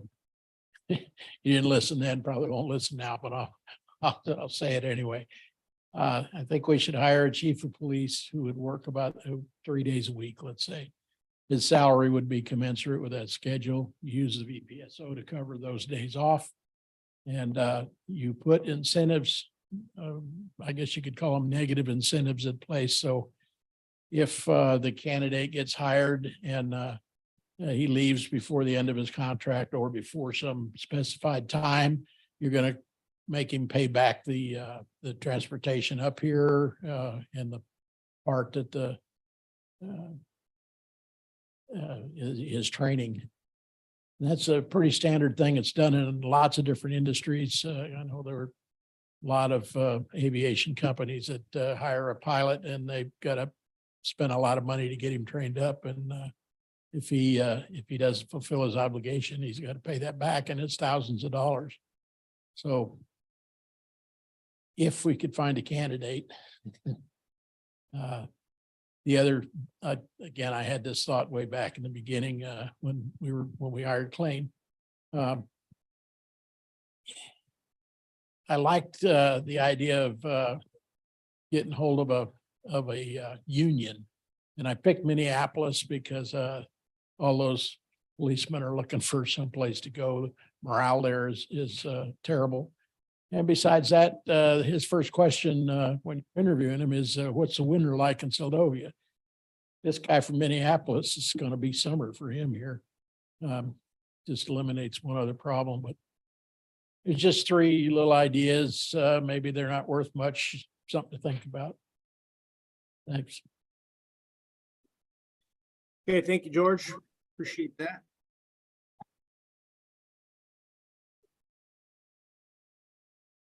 Looks like next we have a Miss Jenny Chisholm. Yep, this is Jenny. And after the last meeting, that was super helpful to have the gentleman from APIA here. And Heidi, that's awesome. I totally appreciate you going out to talk to other communities to see what they're doing. I think it's super helpful because we're not an island, just so everybody knows. But I think one of the things, we all hang on to the chief of police position because a real emotional attachment. Andy was amazing and we loved him and he did a great job for our community and we all have stories to prove it. And letting go of that is really hard. And so I mean, that's just kind of an emotional thing, but it's true and it's real. So for all of us who knew that, that sticks in our craw to let go of it. It's like we could never have it back. So I think I appreciate all the information that we have about what a VPSO could do and how different it would be for us. And it doesn't look like much different than what a chief of police could do. And that's kind of my hiccup, because if you line it out, it doesn't seem much different. My biggest concerns are that the accountability is not to us. The accountability is to APIA. That I kind of have a little, the person that's responsible that he's reporting to is not us. So that's different. And I'm not sure how that plays. And that would be a question I would want to ask. The other thing is how, when we talked to Michael last week, he said, he thinks he could place a VPSO. Well, like you said, there's 50 positions open in the state. We don't have any applicants. Where are his applicants coming from and why are they interested in coming to work? What is it different about that contract that they want other than our contract that we're offering? Is it because they're less qualified? Is it because it's so much less money? I don't know these things. And so that was another question to me, is what does that pool look like? And then the third thing that I thought about is, if we did go the VPS route and we saved 130 grand, which is a huge amount when we look at our budget and we look at all the deficits that we have, I mean, that's super tempting, right? Totally tempting. But as we all know, when you get a bigger purse, because your little purse doesn't fit all your crap, your bigger purse all of a sudden doesn't fit all your crap. So if that money doesn't go to a police chief, what's it going to go to? And will it disappear? And would we never have an option to get a police chief if we so chose? That's a lot of money to pull out of the budget later after we've reallocated it. And I'm not saying misspending. I'm just saying it's the way it works. And so I really like the idea of taking a portion, maybe the salary of 85 grand that's budgeted, and we put that into a fund to save for either EMS, fire, but kind of specifically to say this is kind of on reserve. And that would be a great savings plan for our city. And if for some reason we decide the VPSO is not a place we can go, then we would kind of have a place saved to step back into that option, because it's a lot of money. It's a big part of the bill. And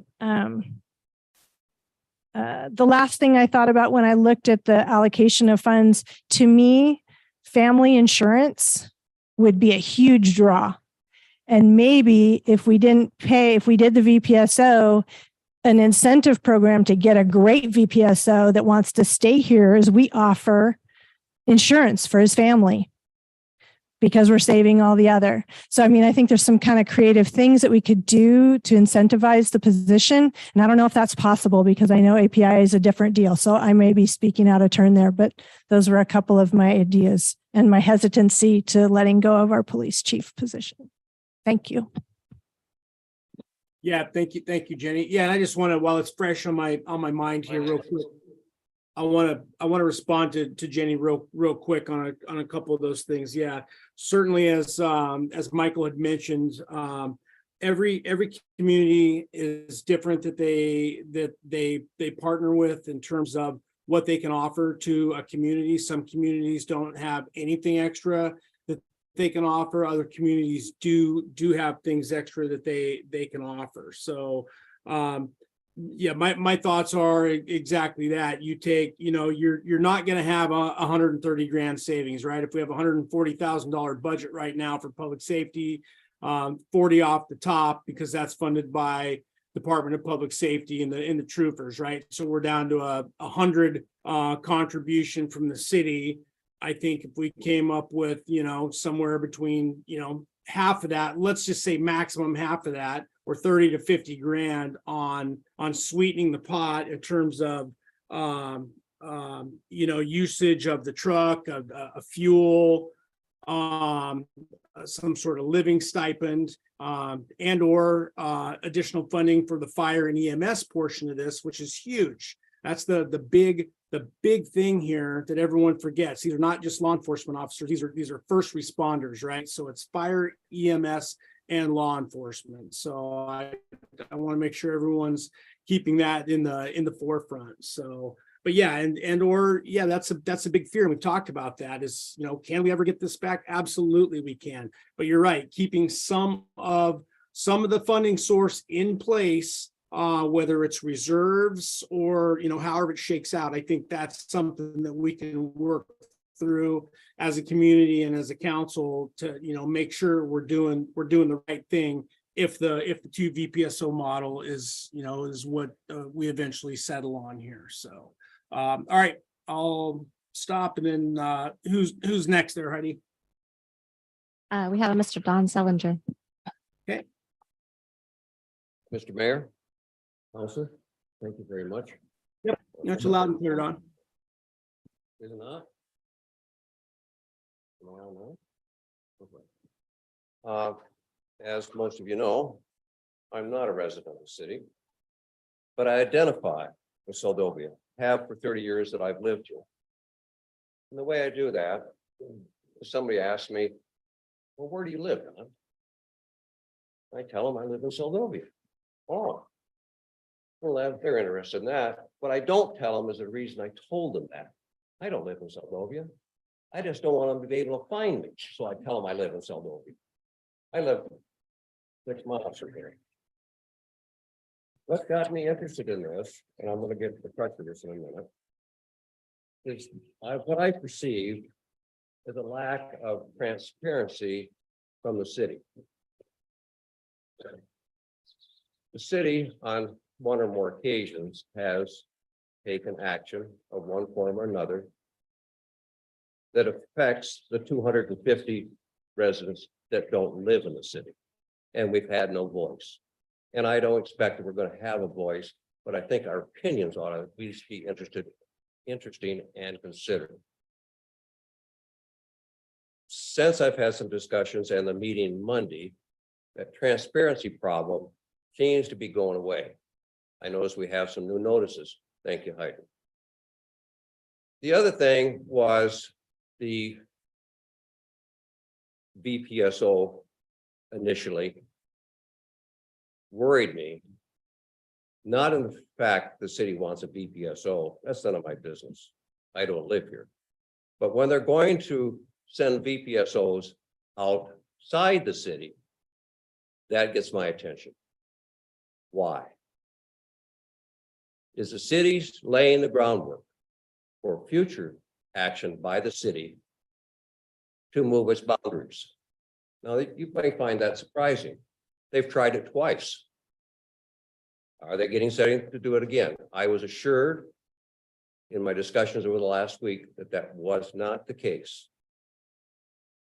I would hope that the city would take some initiative upon itself to make sure that that denial that they're going to make any movement into outside their borders is in the minutes.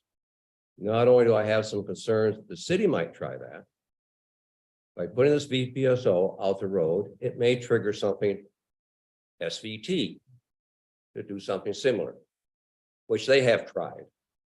Most of you here don't have that history. It did happen. It divided the community for a while over those issues. We don't need those issues anymore. We need unity. By definition, the purpose of government is to provide the citizens that cannot reasonably provide what the citizens cannot reasonably provide.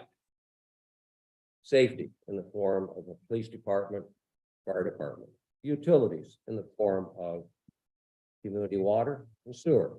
You get the concept.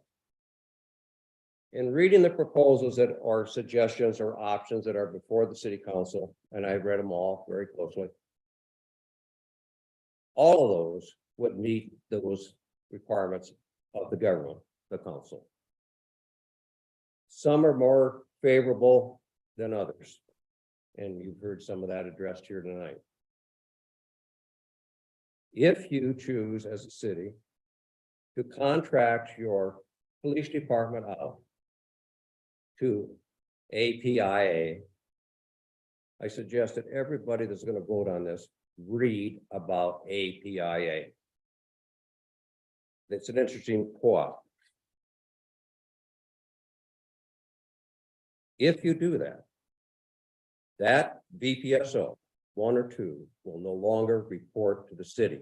It's hard to distinguish what's being said here tonight because we talk about the city and then we talk about the VPSO. The VPSO will not report to the city.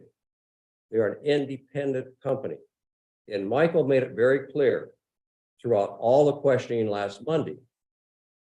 My officers will do this. My officers will do that. My officers will not do that.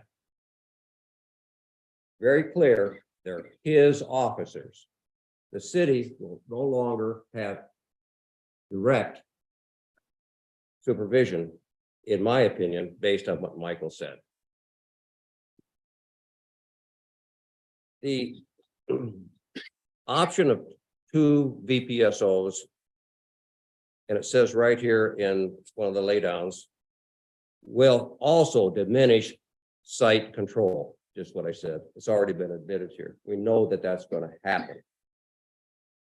It's going to change the complexion of city government as we know it today.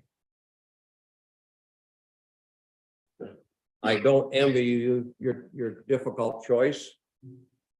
It's going to be difficult. And in some ways, I think the city is being pressured into making these choices. One of them is Michael himself said, when you were talking to the second VPSO, he needs to have a decision by the 1st of May. That puts a lot of pressure on folks that have got to review all this and come up with a plan that we're going to live with, all of us. And I say all of us. I'm part of this community, one way or another. Of the 500, I represent one of the 250 that are out the road. So we shouldn't give in to those kind of pressures. Do our due diligence. Find the system, the option that's going to work best. I can't tell you if I could make that decision based on the information I have available to me. It is lacking, very lacking.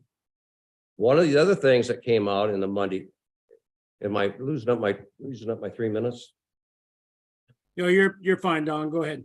Okay. One of the other thing that came up in the meeting, this may be a positive or a negative, but the VPSO could assume fire chief. Now we've contracted out police department, and now you're thinking about contracting out the fire department. The chief will report to Michael. It's already been said. That raises some concerns for me. What is the inner agreement between the city and the fire department that's on the road? Is that going to still be part of the package? It does affect the people out the road if you change your policies. I would hope that the council would take a serious look at option 4. It kind of, in my opinion, gives you the best of both worlds. If you really need to do what you think you need to do as far as a VPSO, don't change the whole thing. Take it by one piece to a time. You'll get a chief of police. But if you get a chief of police through your contractor, you will not have any say in that. He will come to you. Sure, you'll have some input at some point, but eventually it becomes very obvious. He also reports directly to Michael. So the hybrid support model, I think, should take serious consideration. It might bind and bond the two elements, the city and the rest of us in the other world, better than any other package short of going back to where you were before. It also would preserve the $40,000 that you're going to have to, that you will no longer receive from the state to help support your police department if you go to the 2 VPSO systems. I could amble on here for quite a while, but I'm not going to, but I do have those concerns. I have voiced them, and I appreciate the city taking the initiative to try to do a better job of noticing everybody. And I will speak with Heidi later on what she asked me if I had any ideas. Now I do. Well, we can talk about noticing at a later time. Thank you. Thank you all. Thank you, Don. Appreciate that. Mr. Mayor, it looks like we have a Miss Darlene Crawford. Okay, great.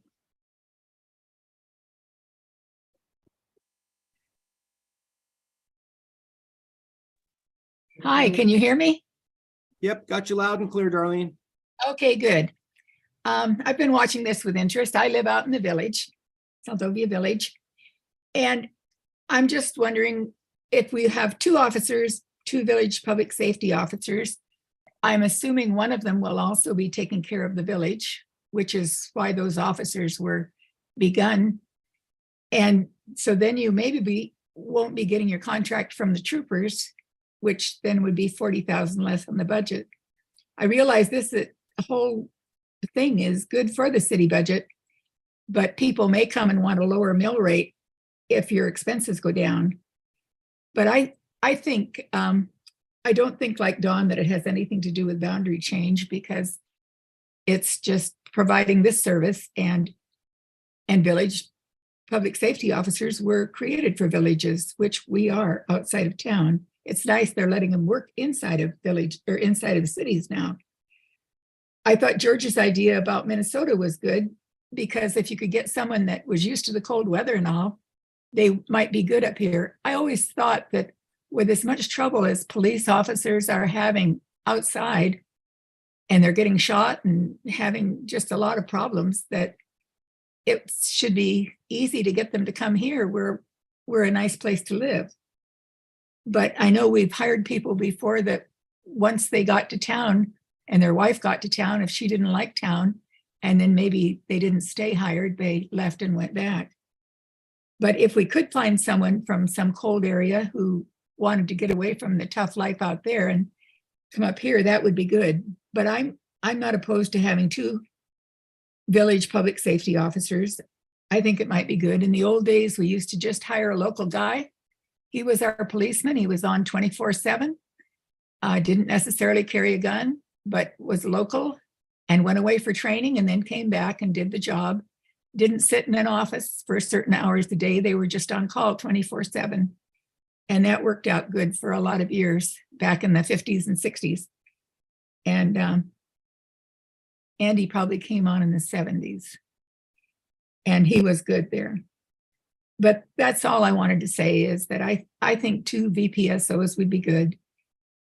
And I think if the guy went to work for you and he liked you, he would be working for someone else, but I think he'd also be giving you some information and just all getting along together. I think it might seem like he's working for you too. I don't think it would be quite so bad as has been talked about. So that's all I had to say. Thank you.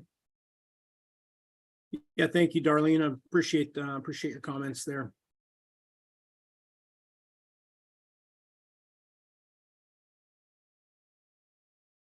Who else do we got, Heidi?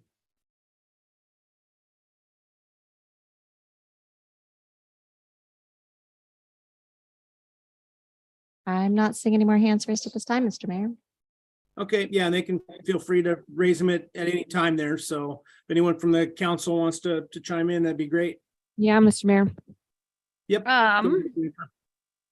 I really appreciate everybody's input. Thank you, Heidi, for reaching out to those communities. You know, I'm, like Jenny said, I'm on the fence about, you know, giving up the department because of its history. And once you pull that money, it's going to be very hard to bring it back. I know there's the idea of setting some aside to save it is probably smart if we go the VPSO route.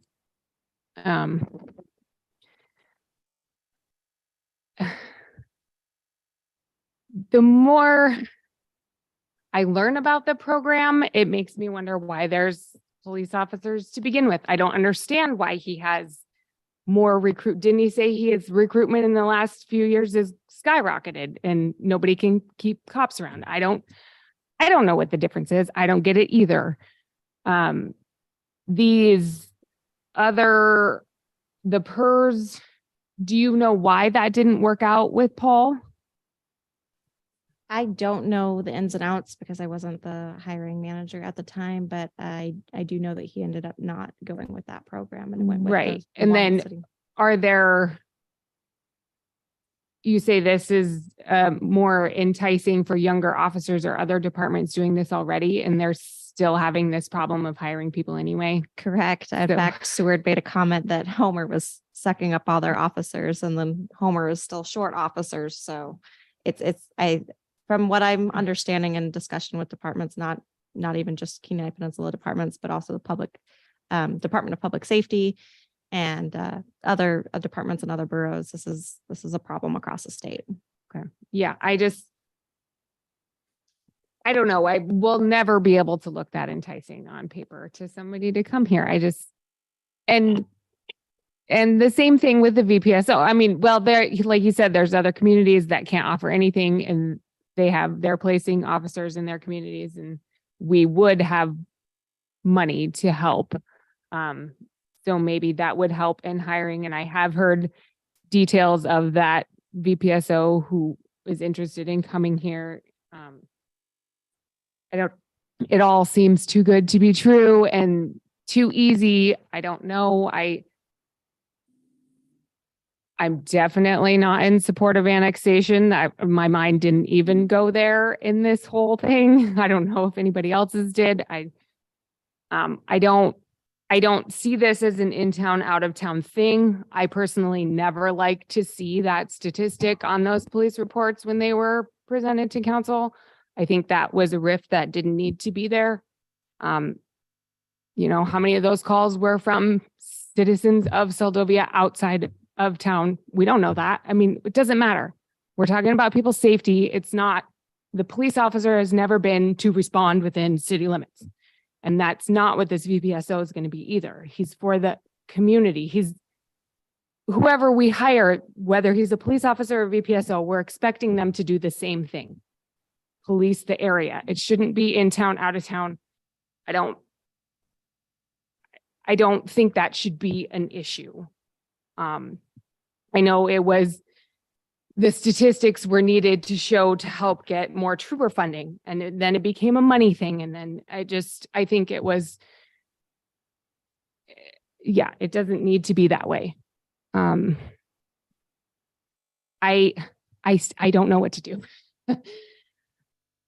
I don't like the idea of Jared coming back and him being alone. And at this point in time, it seems like the answers are pointing towards hiring this. Would he be Oh, it would start in June, July?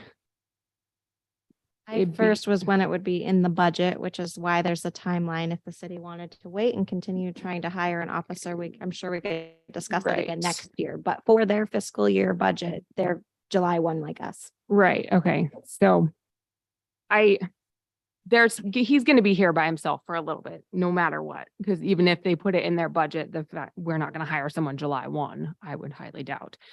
I don't want him to be stuck by himself. And it's more likely that we'll fill this VPSO position, and who knows, and maybe that person won't stick around for more than a year either. And then we can revisit the idea. And if we save the money to reopen the department, maybe I'd like to, yeah, like ADAC said, we can start it up anytime we need to if it's not working out. And who knows, maybe it'll be everything that we need and we can use that money somewhere else in the department or in the budget. And the losing of the local control is a big thing. But I don't know how you, at what point are you willing to give that? I wouldn't say give that up because there's still a contract. So we still have a say in how they are going to operate. So it's not completely gone, correct? Well, correct. And in discussing this in-house as staff, there's also the issue that while the police officer did answer to the city of Seldovia, statute and regulation wise, he actually answered to the DA's office and the Alaska State Troopers. And so that relationship will still be maintained. Michael has been working with the city very closely, and I think that relationship will be maintained. Mm-hmm. But no, he's not on our payroll. Right. And we're not giving direction directly to him potentially. Right. And does the police liability insurance, what happens there? It goes away. Okay. So we are not held liable for anything that this VPSO does? That's my understanding. Okay. Yeah, all signs for me at this point are pointing to yes. It's a big decision. I'm glad I don't have to make it alone. I'm only one vote. Yeah, I think that was all my ramblings. Thank you.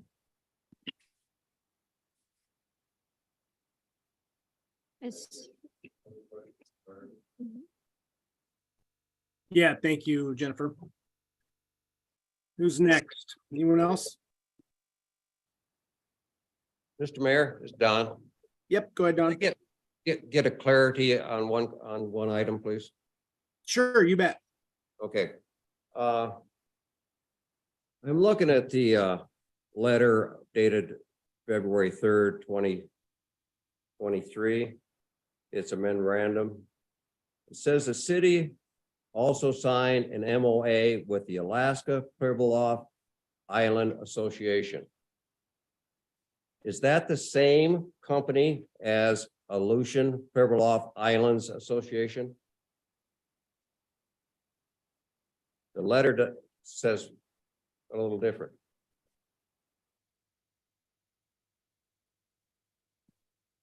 Yeah, it should be I believe it should be Aleutian, correct, Heidi? Correct. I apologize.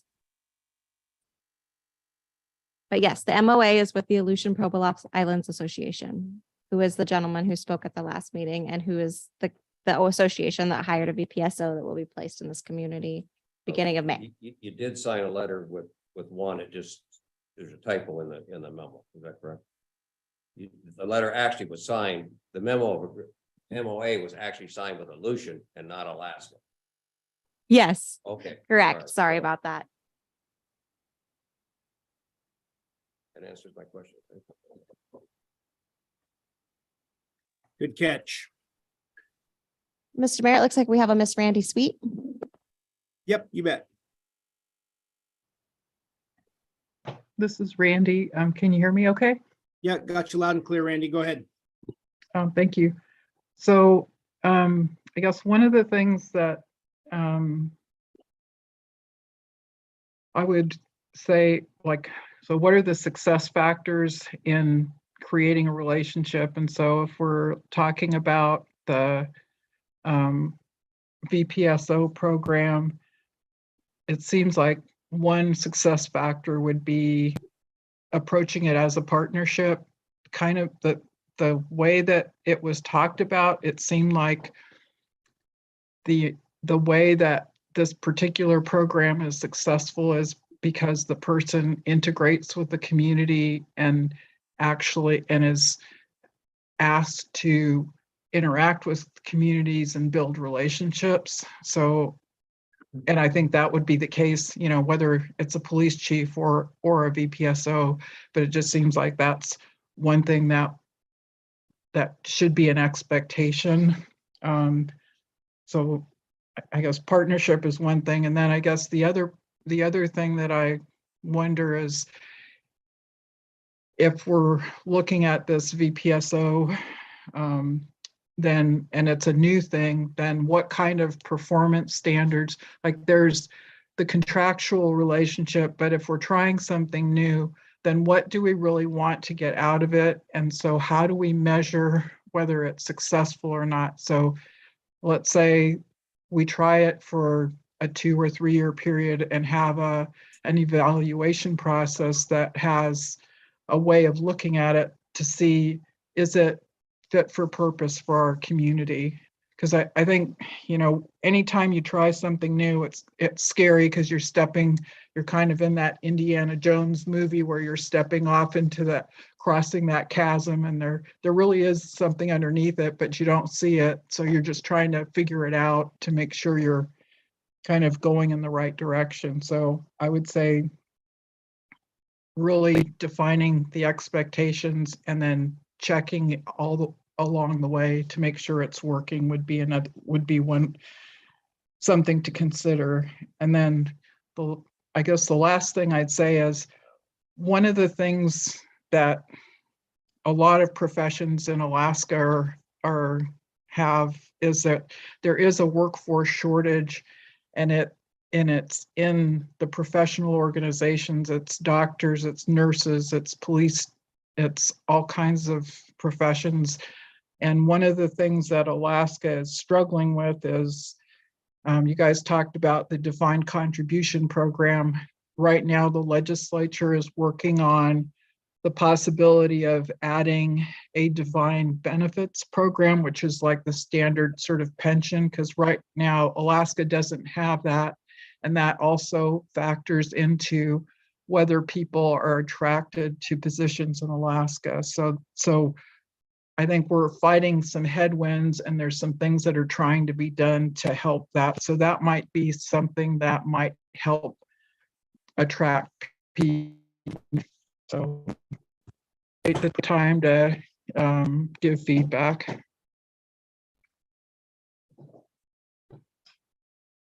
Yeah, great. Thank you, Randy. Yeah, appreciate that. Yeah, I think your comments on the evaluation system or having something in place, I think that makes really good sense. And I know, I don't think we talked about, I know I missed maybe the first initial meeting, and then in subsequent meetings, I've never heard any discussion in terms of evaluation. Heidi, do you recall in any of your discussions with Michael, if there's a way that we can have an opportunity to weigh in annually on this, or any discussions at all on that? In discussion with him. Sorry, in discussion with him, I think we have an opportunity to weigh in at any point. He is very open to having a relationship with not only the city, but the community, and has stated that anybody from the community is able to email or call him with any questions that they have. So I think that if the city wanted to formalize an evaluation process, that would be acceptable and that's something that we can work on. But from my discussions with him, and Councilmember Kennedy can maybe speak better to this because he's had several discussions with him as well. He's been very open to communication at any time. Yeah, no, I think the open form of communication is great. I think just having a more formal, something that's a little more transparent, that's in the public record, to where council is able to weigh in and then obviously hear from the public as well, would be something good that's memorialized, annually. So, all right, fantastic. Yeah, then obviously there are other things in play there at the legislative level with defined contributions or defined benefit programs. So, okay, who else would like to weigh in? Mr. Mayor, if I may. Yeah, I want to thank everybody that's come out tonight and also that spoke to bring up some really great points that we've been able to bring in discussion and help with some of our questions.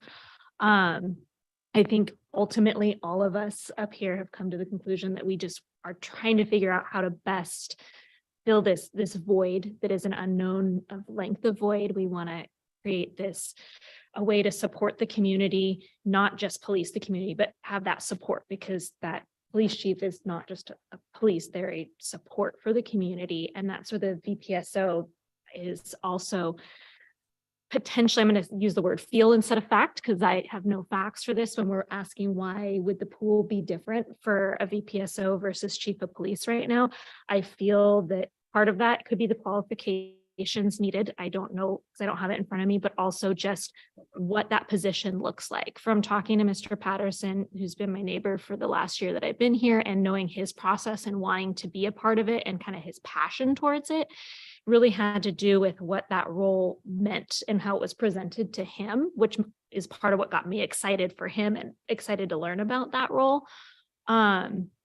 And which is also why along with Jen, I just worried whoever is in that role, but especially since we know we have somebody who's going to come in, as we've been without somebody to be that policing or support for the community, to be alone for many reasons, and burnout being a big one. Nobody wants a job that is 24/7, especially that job. So thank you all. Yeah, Mr. Mayor. Yep, go ahead, Bobby. Yeah, so I guess I got to chime in here. So I've been looking at the pros and cons of VPSO versus the policeman for a long time now. And first of, I want to say, I live in the past. Those of you that know me probably know that, as I get told by my family all the time, oh, Mom, you can't do that. You got to go the future. So in this situation here, I'm going to go to the future, and I'm going to do what I think I've been elected to do also, is to make a reasonable, sensible decision that doesn't impact,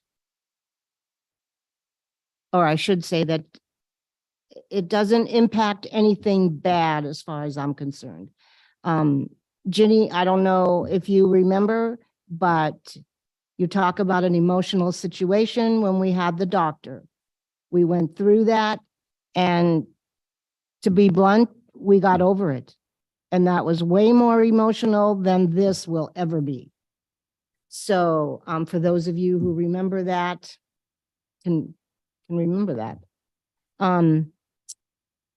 I think we ought to, at the very least, try the 2-model VPSO.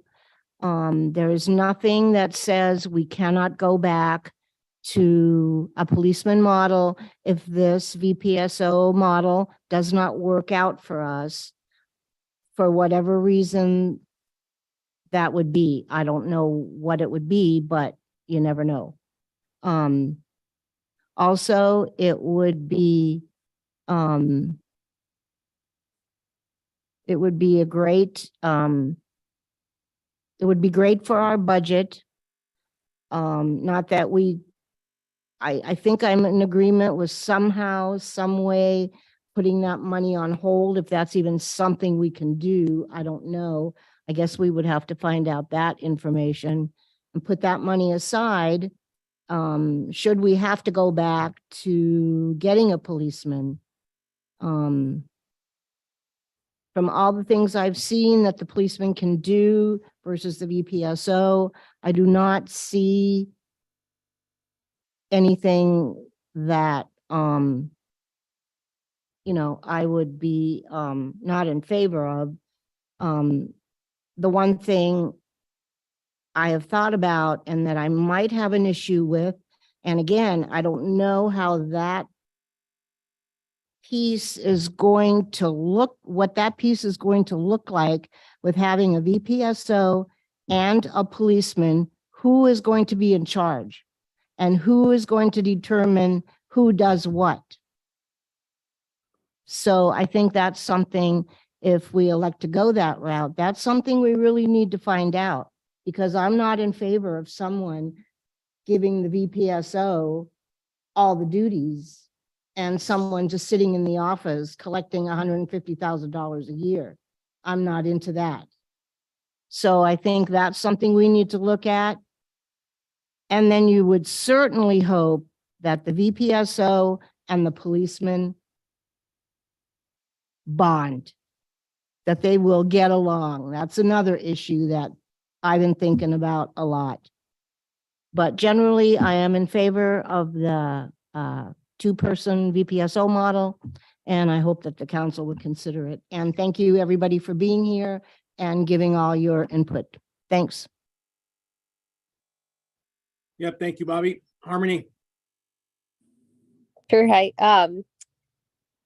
This has been a really great discussion. All the public input's been really wonderful. I think that Randy and Miss Justice's comments on putting money aside, or maybe that was Jen, but putting money aside for in the event that we do want to resume the city police department makes a lot of sense.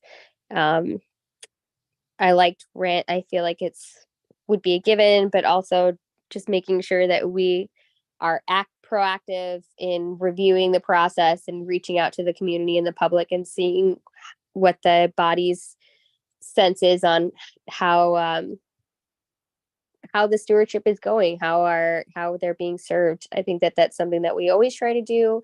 And I think going forward, regardless of which model we end up going with, that's what, we would resume that order of events. But I in regards to what Bobby was saying, that was something that I asked Tom in the last meeting, if there's two separate departments and you have two separate officers reporting to two separate leaders, how does that exchange work?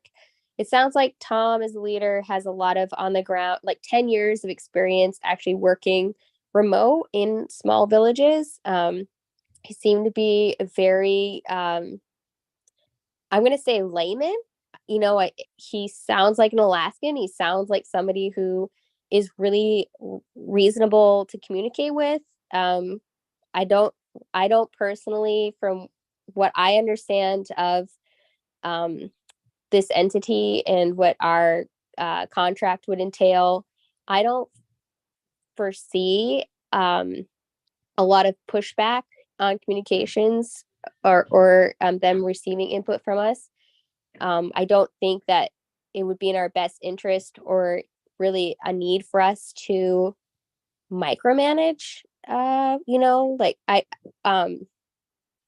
so to circle back to Bobby's concerns there at the end of her statement, I agree that when you have two separate departments, who's delegating, how are we deciding on who's working what shifts, blah, blah, blah, that is a valid concern. That's another, in my opinion, that's another tick in favor towards a 2 VPSO model, because in doing that, you have two people working under the same head. You have a lot more flow in communication. Not to say that there wouldn't be if you had a city and a VPSO, but you just have a more, I would assume a better flow, just because you have two people who have the same boss. They are agreeing or being delegated towards, night shift and day shift, or 2 weeks on, 2 weeks off, however that works out. I think that we are going to be well served either way, but the more I learn, the more I read, the more I hear, it seems like a really good option for our community to go with the 2 VPSO option. I had one other point that I wanted to make, which I have forgotten, but anyways, yeah, this such a great discussion tonight. I really appreciate all the community input. Yeah, thank you, Harmony. Appreciate that. Who Miss- has again? Mr. Mayor, it looks like we do have 2 more public comments. Okay, great. Okay, it looks like we have Robert King. Yes, so I've been kind of hesitant to offer an opinion on this issue, being kind of the new guy around. But I think from a policy perspective, this is probably one of the most interesting issues in front of the council right now. And for those of you who don't know, that's my background. My education background is policy. I have a master's degree in public policy and management. And generally speaking, from that sort of generalist perspective, and especially when it comes to policing, I think the more responsive and the more beholden a police department is to the council and its citizenry, the better policing results exist. So what does that mean in this discussion? I agree with Mr. Sullinger and his key point that contracting out all of the city's policing services to an outside agency comes with some pitfalls. You lose that direct oversight over the department. As a citizen, as a potential homeowner, home buyer in this area, obviously I want to see those interests protected. I want, working at the bar, I have public safety interest in that. But at the same time too, I don't, as a voter in this city, I wouldn't want to lose the direct oversight of having our own police department. If I had to make a recommendation to the council from my perspective on this issue, I would say hold the line here. Hire the VPSO. He may be alone for a little while, but that doesn't say that can't change come the next budget cycle. That doesn't say something could change within the AIPA budget cycle that allows, because it sounded to me like Michael had a lot of leeway in the way that he uses his budget and deploys his people. There's nothing, I mean, if we're in a situation in 6 months where we can't find a police chief still, maybe we revisit this discussion.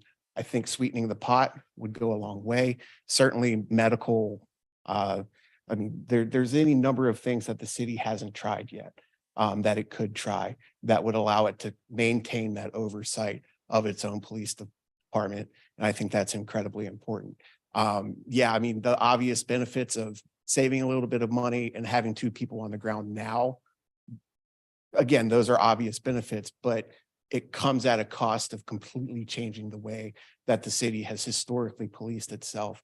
And that, I think, is the crux of the issue facing the city right now. And I think that's what a lot of what I've seen and heard around the community is kind of the hesitancy in the 2 VPSO model. I think it would work. I don't know if it's the right decision at this time. I think a little bit of a resolution to hold that line from the council. I think that would be a really smart thing to do right now. So thank you.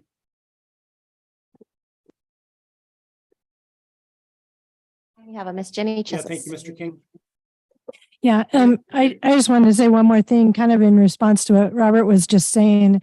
I think it would ease a lot of people's minds if if we saw the MOA, is there an MOA that the city has?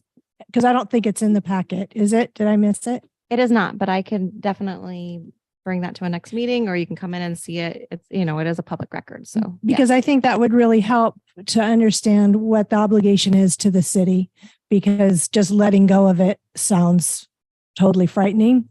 And it's probably not at all what we think, and seeing it and having that brought to everyone's attention might really help solve some questions one way or the other.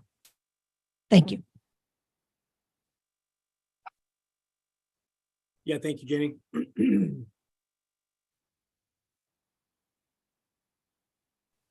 Mr. Mayor, if I may say just one thing.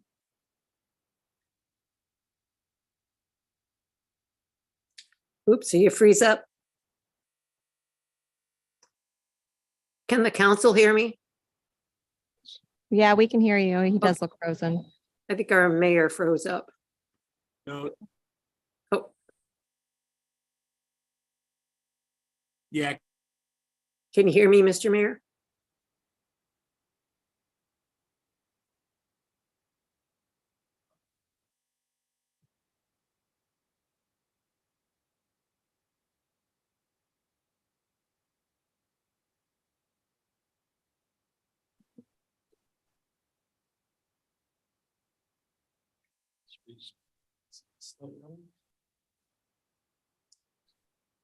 yeah, Heidi, can you hear me now? We've got you now, Mr. Mayor. Oh, there you go. Okay, sorry, yeah, bandwidth is a little rough down here as well. If I could just have Okay, one. yeah, I'll go ahead and try to make it quick here. Okay. Go ahead. Okay. Go ahead, Oh, Vivian. sorry. Yeah. Yeah, I just wanted to make sure that everybody understands. I mean, I think we started talking with Michael maybe 2 years ago, maybe farther back than that. But I think the conversation of that time and then proceeding up to the other day, he is very much open to having a dialogue and a partnership with the city of Seldovia. So I think the fears of us giving over our police department is not really as it sounds. And I think, as far as I remember in the conversation, he's very much open to working with our city manager and just to eliminate some of the apprehension that people have in the audience. And please remember that we have been trying to fill this position for years and years, and we get somebody and they stick around for a short time. So it's not something that we take lightly. It's been years that I've been on council, and Bobby, and now new folks, and we're still going over the same issue. And this potential of 2 VPSOs have come to light, and it could be really, really helpful to Seldovia. Thank you, Mr. Mayor. Yeah, thank you, Vivian. Appreciate that. Yeah, real quick, I want to just respond to a couple of the comments tonight. Obviously, a big one is accountability directly to APIA or diminished site control or diminished oversight on, in terms of the city's part in this. Yeah, that is absolutely it's a concern. I think it's a risk, although it, fairly small in my opinion. Yeah, this goes back to, to having a contract and building a relationship with the other party, that being APIA. I look at this as a short-term thing, a short-term solution that hopefully works into a long-term solution for us. Remember, I mean, it's never a given that the legislature is going to continue to fund these programs from year to year. Right now, the only reason that, there was a comment about being pressured into this, and I don't look at it as being pressured. It's like anything else in government, right? There's budgetary timelines for everything and the way funds are appropriated throughout the budget cycle. It just so happens that if we started this conversation a long time ago. Unfortunately, now we're getting to the end of the budget cycle, and in order for notifications to be made and have funds appropriated by the legislature to possibly cover the second position, we've got to have that, no later than the 1st of May. Otherwise, in my opinion, we lose an entire year from the way I understand it until the next budgetary cycle. One thing I do want to get on the record in terms of, there was a comment from Don about, perhaps this was laying the groundwork for annexation, and I'll echo what Jennifer said.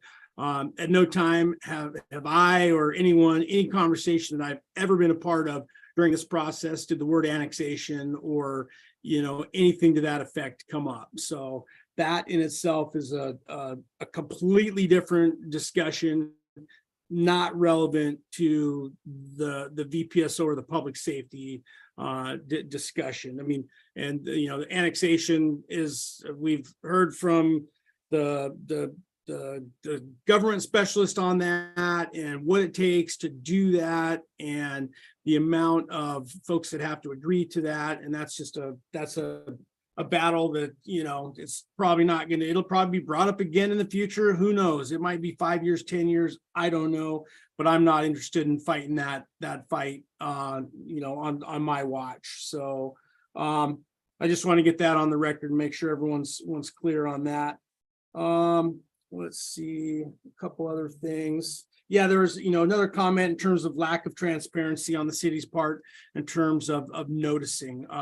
Certainly that is not the intent. I mean, we do everything we're required to, by the law, under the statutes and under the law. We post things. Sometimes we get good participation, other times, we don't.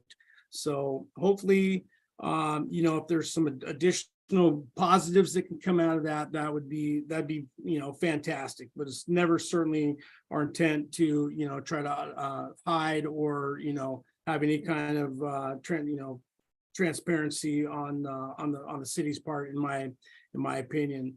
One thing I just want to make it clear is that, this is something that, as we're trying to find a solution for the city, it just so happens that, it turns out, in my opinion, that it's a win-win for the entire community in terms of, first responders, again, public safety, fire, EMS. I'm not advocating right now to have the VPSO, be the fire chief or be the EMS chief, simply a first responder. If something happens anywhere in the community that's both inside or outside city limits, that we have, at least one responder or two additional responders.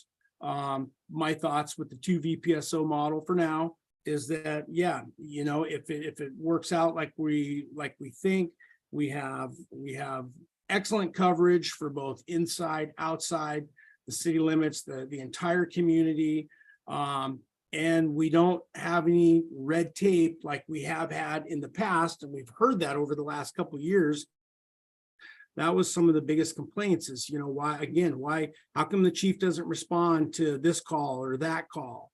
And there's been an educational component to understanding the contract with the troopers, and the troopers, have our hands tied in terms of what we are actually allowed to respond to in and out the road. So this will be, it'll be a change. There'll be more education in terms of the public understanding, what and how the VPSOs, single or plural would respond and how they would react to, to certain elements out the road.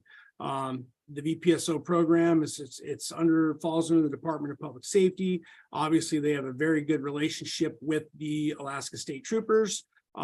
So I think it's going to be better for everyone all the way around in terms of, just knowing that we've got someone on the end of the phone all the time.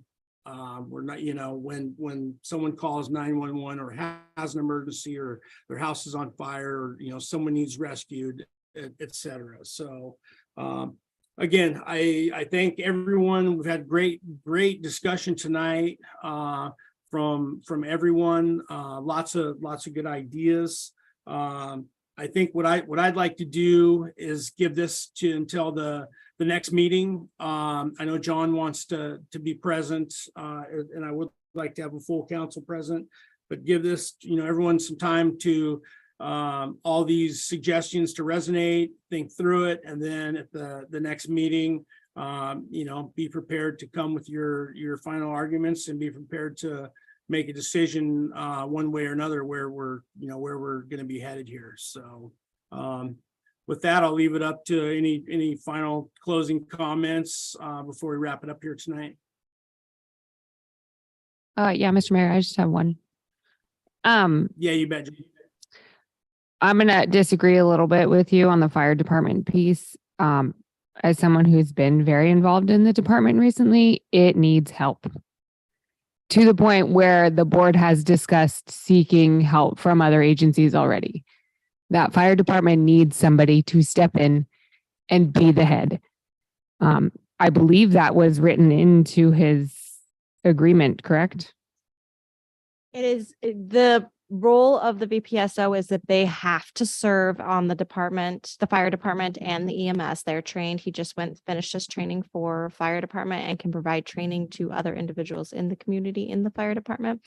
And he has to be an ETT. He'll serve those certifications and be on the department. He doesn't have to serve as the chief, but they do encourage it because they've seen that model work in other communities. Okay. Yeah, I would hope that that is the direction that goes because we've been without a chief for a while. And even before that, there was a chief, but the department has not operated as it should for some time. And we were able to rely on COVID excuses for that. And it's not the case anymore. So I'm very much looking forward to Jared coming back and trying to help get that department in better operational. Yeah, thank you. Okay, yeah, thanks for clarifying that, Jennifer. Appreciate that. Anyone else here tonight? Yeah, Mr. Mayor. Yeah, you bet, George. Go ahead. Just right quick, this is something we kicked around a couple years ago. I think we could help our communication problem with folks out the road. We could find 6 volunteers to be called the the advisory council for Jackaloff Road. Be obligated to come to a once a month meeting with 6 folks. They'd only catch the meeting, once every 6 months. And during that week or month or whatever, that person that had the duty would be the clearinghouse for any complaints or whatnot that the local folks out the road needed to pass on to the city. And the city would have a definite person to contact for issues out the road. Just a thought. Yeah, thank you, George. Appreciate that.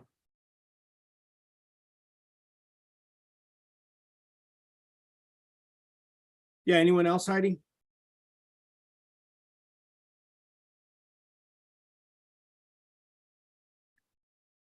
I am not seeing any more hands raised at this time, Mr. Mayor. All right, fantastic. Well, again, thanks everyone for participating in that tonight. Yeah, lots of, like I say, lots of good discussion there. So, all right, we will go ahead. That'll wrap up our discussion tonight, unless there's any other objections to that, and get on to our last item of business here.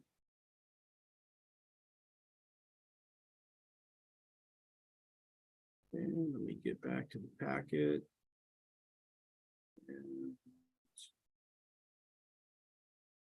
agenda.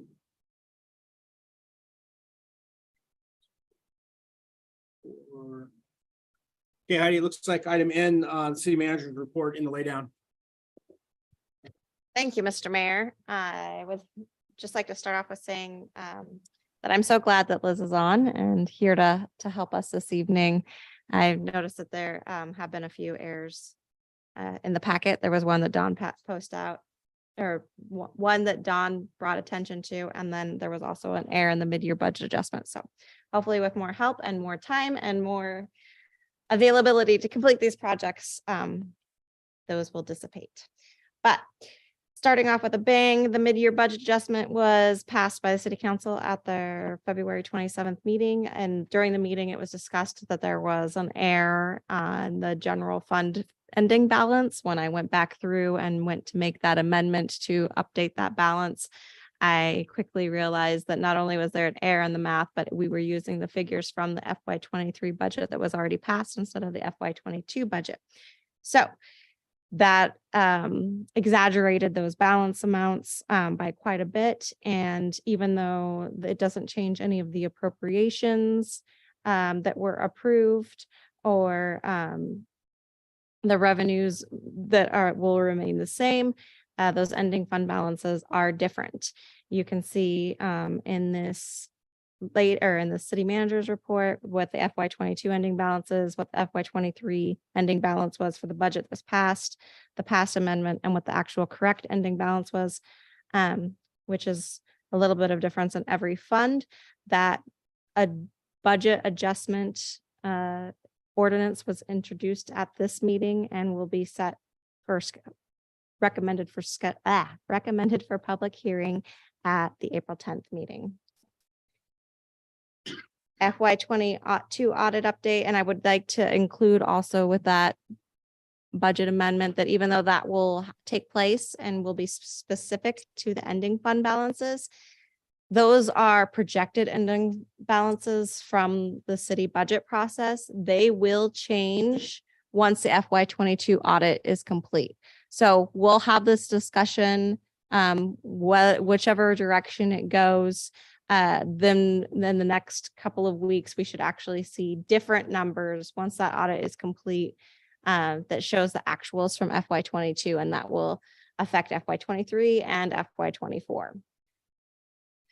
So a little housekeeping there. FY22 audit update it's still in the works. We're looking at the first draft being available mid-April. Once we have that for review, it'll go through administration, through finance, through city manager, council, and then approved the beginning of May is the goal. But once we have those figures, we can really start using those in our budget preparations, which we're in right now for FY24. VSW CIP planning applications per the guidance of Village Safe Water Program and based on the city's capital improvement program, the city of Seldovia submitted 8 planning project applications last Friday for the VSW program's consideration.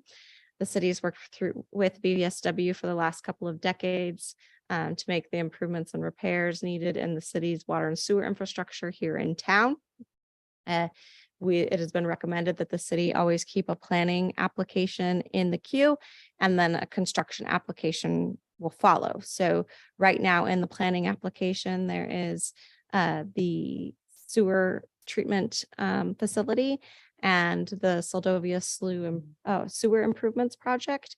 Those are both set along with the Block Street sewer replacement project are all 3 set to go into the construction funding phase at the beginning of May. We'll apply for that construction funding. As long as that goes through, we should see those projects come up in the next couple of years and actually be made on the ground. But with that being said, there aren't any more planning projects in the queue. These 8 are a good start to allow the program to review the needs of the city and then choose from there what they're going to want to work on moving forward. And we'll just keep going through that process. The renovations for this building, the contract has been extended to May 30th. They're still awaiting a few items like a urinal for the men's bathroom that's back ordered. Just a couple of smaller things that hopefully will be coming in the new time frame. The grant itself was extended to June 30th, and Finance Officer Yeager has been doing an amazing job in regular communication between both Alaska Plumbing and Peninsula and the state about required documentation and project process. The city is set to have a second public meeting about the project prior to it being closed out. Northwest Managers Conference. So there's a managers association, a city managers association, a finance officers association. Part of the managers association is, different education. Well, all of the associations has different educational opportunities. One of them is that they do hold an annual Northwest City Managers Conference. This is not typically held in Alaska. From my understanding, it's pretty rare. It is just happens to be held in Fairbanks this year, and the association is asking that city managers appear. That way they will want to do it again. But more than that, it's a really great learning opportunity, and they had a scholarship opportunity that went with it. This is how I learned about this conference happening. I jumped on that scholarship application and received it. So I've received a scholarship of $1,250. Did we lose the mayor?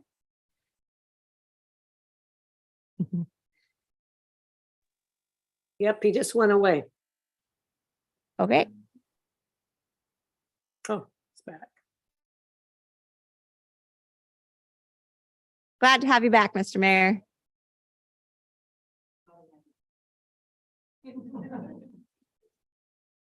You're still muted, Mr. Mayor. Yeah, sorry, it's getting rough on the bandwidth down here. So Okay. I'll keep it short and sweet. I just saying I have received a scholarship to a Northwest Managers Conference in Fairbanks, so I plan to attend that at the end of March. It should be a great opportunity to network with other other city managers. Alaska Communication has a planned outage for tomorrow. Could be for a few hours between 8 a.m. and 4 p.m. That's to upgrade their microwave site. I did want to give a big thank you to the city council for supporting continued education for city employees. Even though I have been promoted to this position, I did just receive my certified municipal clerk designation, which is kind of a big deal. If you're a clerk and know what that is, it takes a really long time and a lot of hours of education.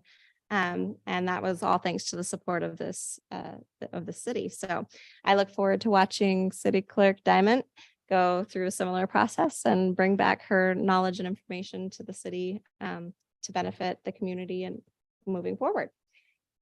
We had a great meeting updating about the updated tsunami hazard map, and we're looking forward to more meetings in August. And we'll have discussion with council and with city and the community about what that hazard map will look like, the hazard inundation zone. Look, communities have done it all various ways of what kind of buffer they want to that red line. You'll see a red line around the map. That's where the inundation zone is. So like City of Homer just went a street up on all of them. Different communities have done different things, and that'll be the discussion is what's the buffer zone for the map that the community is comfortable with. We'll see meetings go out, notices for that later on this summer. And we need to plan a budget work session. There is not a second meeting at the end of March. I do plan to travel out to Fairbanks that last week of March, but if the council was interested, we could still plan a meeting Thursday night, March 30th, if that worked for everybody, or we could just go for Monday, April 3rd. Looking forward to hearing back from council on what works for you guys to just start that overall discussion. Well, it's been kind of ongoing, but to have an overall work session and then continued projects. Again, welcome aboard, Liz. Ray's grant was submitted by the deadline. Big thanks to Jan. Alaska DOT Commissioner Ryan Anderson met with myself and Councilmember Sweat about continued AMHS service needs of the community, including continuing to seek provisional supplemental service for the community when the vessels are scheduled for dry dock next winter. I did meet with Martin Media last week, and they're really excited to move forward on the project. The deadline for federal appropriations request was updated to March 17th, which is great because it allowed me the chance to really focus on the VSW application. This week we'll be focusing on federal appropriations. And that is also based on the capital improvement plan, which is really exciting. On a side note, that all of these things are kind of coming through or making some headway. So on August, hopefully when we start talking about our capital improvement program again and updating it, we can have some big dreams and visions and goals of what we want to see going forward, besides just the immediate needs that we have to get done. I think it'll give us some opportunity to have maybe some bigger visions. Aaron McKittrick will present an HEA update at the April 24th meeting. We are still waiting to hear back from the AIRP Community Challenge announcement for Susan Lake Access Project mid-May. Radzy's still working on or awaiting to hear back from the dam maintenance and operations manual, and we're still moving ahead with the Seldovia Boatyard impoundment procedures. There's also a letter from the ADOT Commissioner Anderson pertaining to the AMHS summer schedule in the laydown, and I would just like to note that while we are still receiving service, Yakutat is not, and that is something that has definitely been in discussion. And Prince Rupert is also not receiving service. So definitely a few communities feeling the hurt because they, like us and a lot of organizations across the state, are having a hard time getting professionals. And it's a matter of the certified positions that they have, they're not able to fill. And so the Kennecott has been put into warm layup until they can find somebody to run that boat. And some communities will definitely be feeling the hurt. Thank you, Mr. Mayor.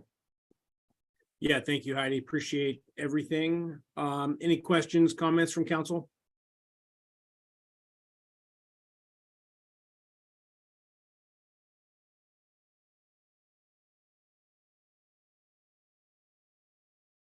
Okay, sounds good. All right. We will move on. Item O, informational items not requiring action. City office will be closed Monday, March 27th in observance of Seward's Day. Item P, executive session, none. Item Q, council and mayor comments concerning items not on the agenda. Rojas. Oh, well, just a big thank you to everyone who participated tonight. And Heidi, great job on your manager's report. That's it. Thank you, Mr. Mayor. Yeah, thank you, Vivian. Swick. No comment. Okay, Peyton. Good job, Heidi. I liked your report. Very thorough. And thank you for all the public participations in it. Okay, thank you, Harmony. Keith Lee. No comment. Okay, Sweat. Yeah, I want to thank everybody for being here tonight and good job, Heidi, on all your information you presented to us, and welcome, Liz. She's not asleep yet, so that's a good sign. Okay, thank you. Yeah, thank you, Bobby. Yeah, I'll echo the same. Thanks to everyone in the public that participated tonight. Yeah, good turnout both online and in person. So appreciate all the comments and feedback here. Again, yeah, same thing. Welcome aboard to Liz. It'd be great to have a full staff there in the city again. Our next meeting will be regular meeting will be held on April 10th, 2023. And then I'm sure we'll have a budget work session between now and then. All right, I'll go ahead and look for a motion to adjourn. Motion to adjourn. Second. Okay, any objection? All right, thank you, everyone. We stand adjourned. Have a good night. Good night, everyone. Thanks, everyone.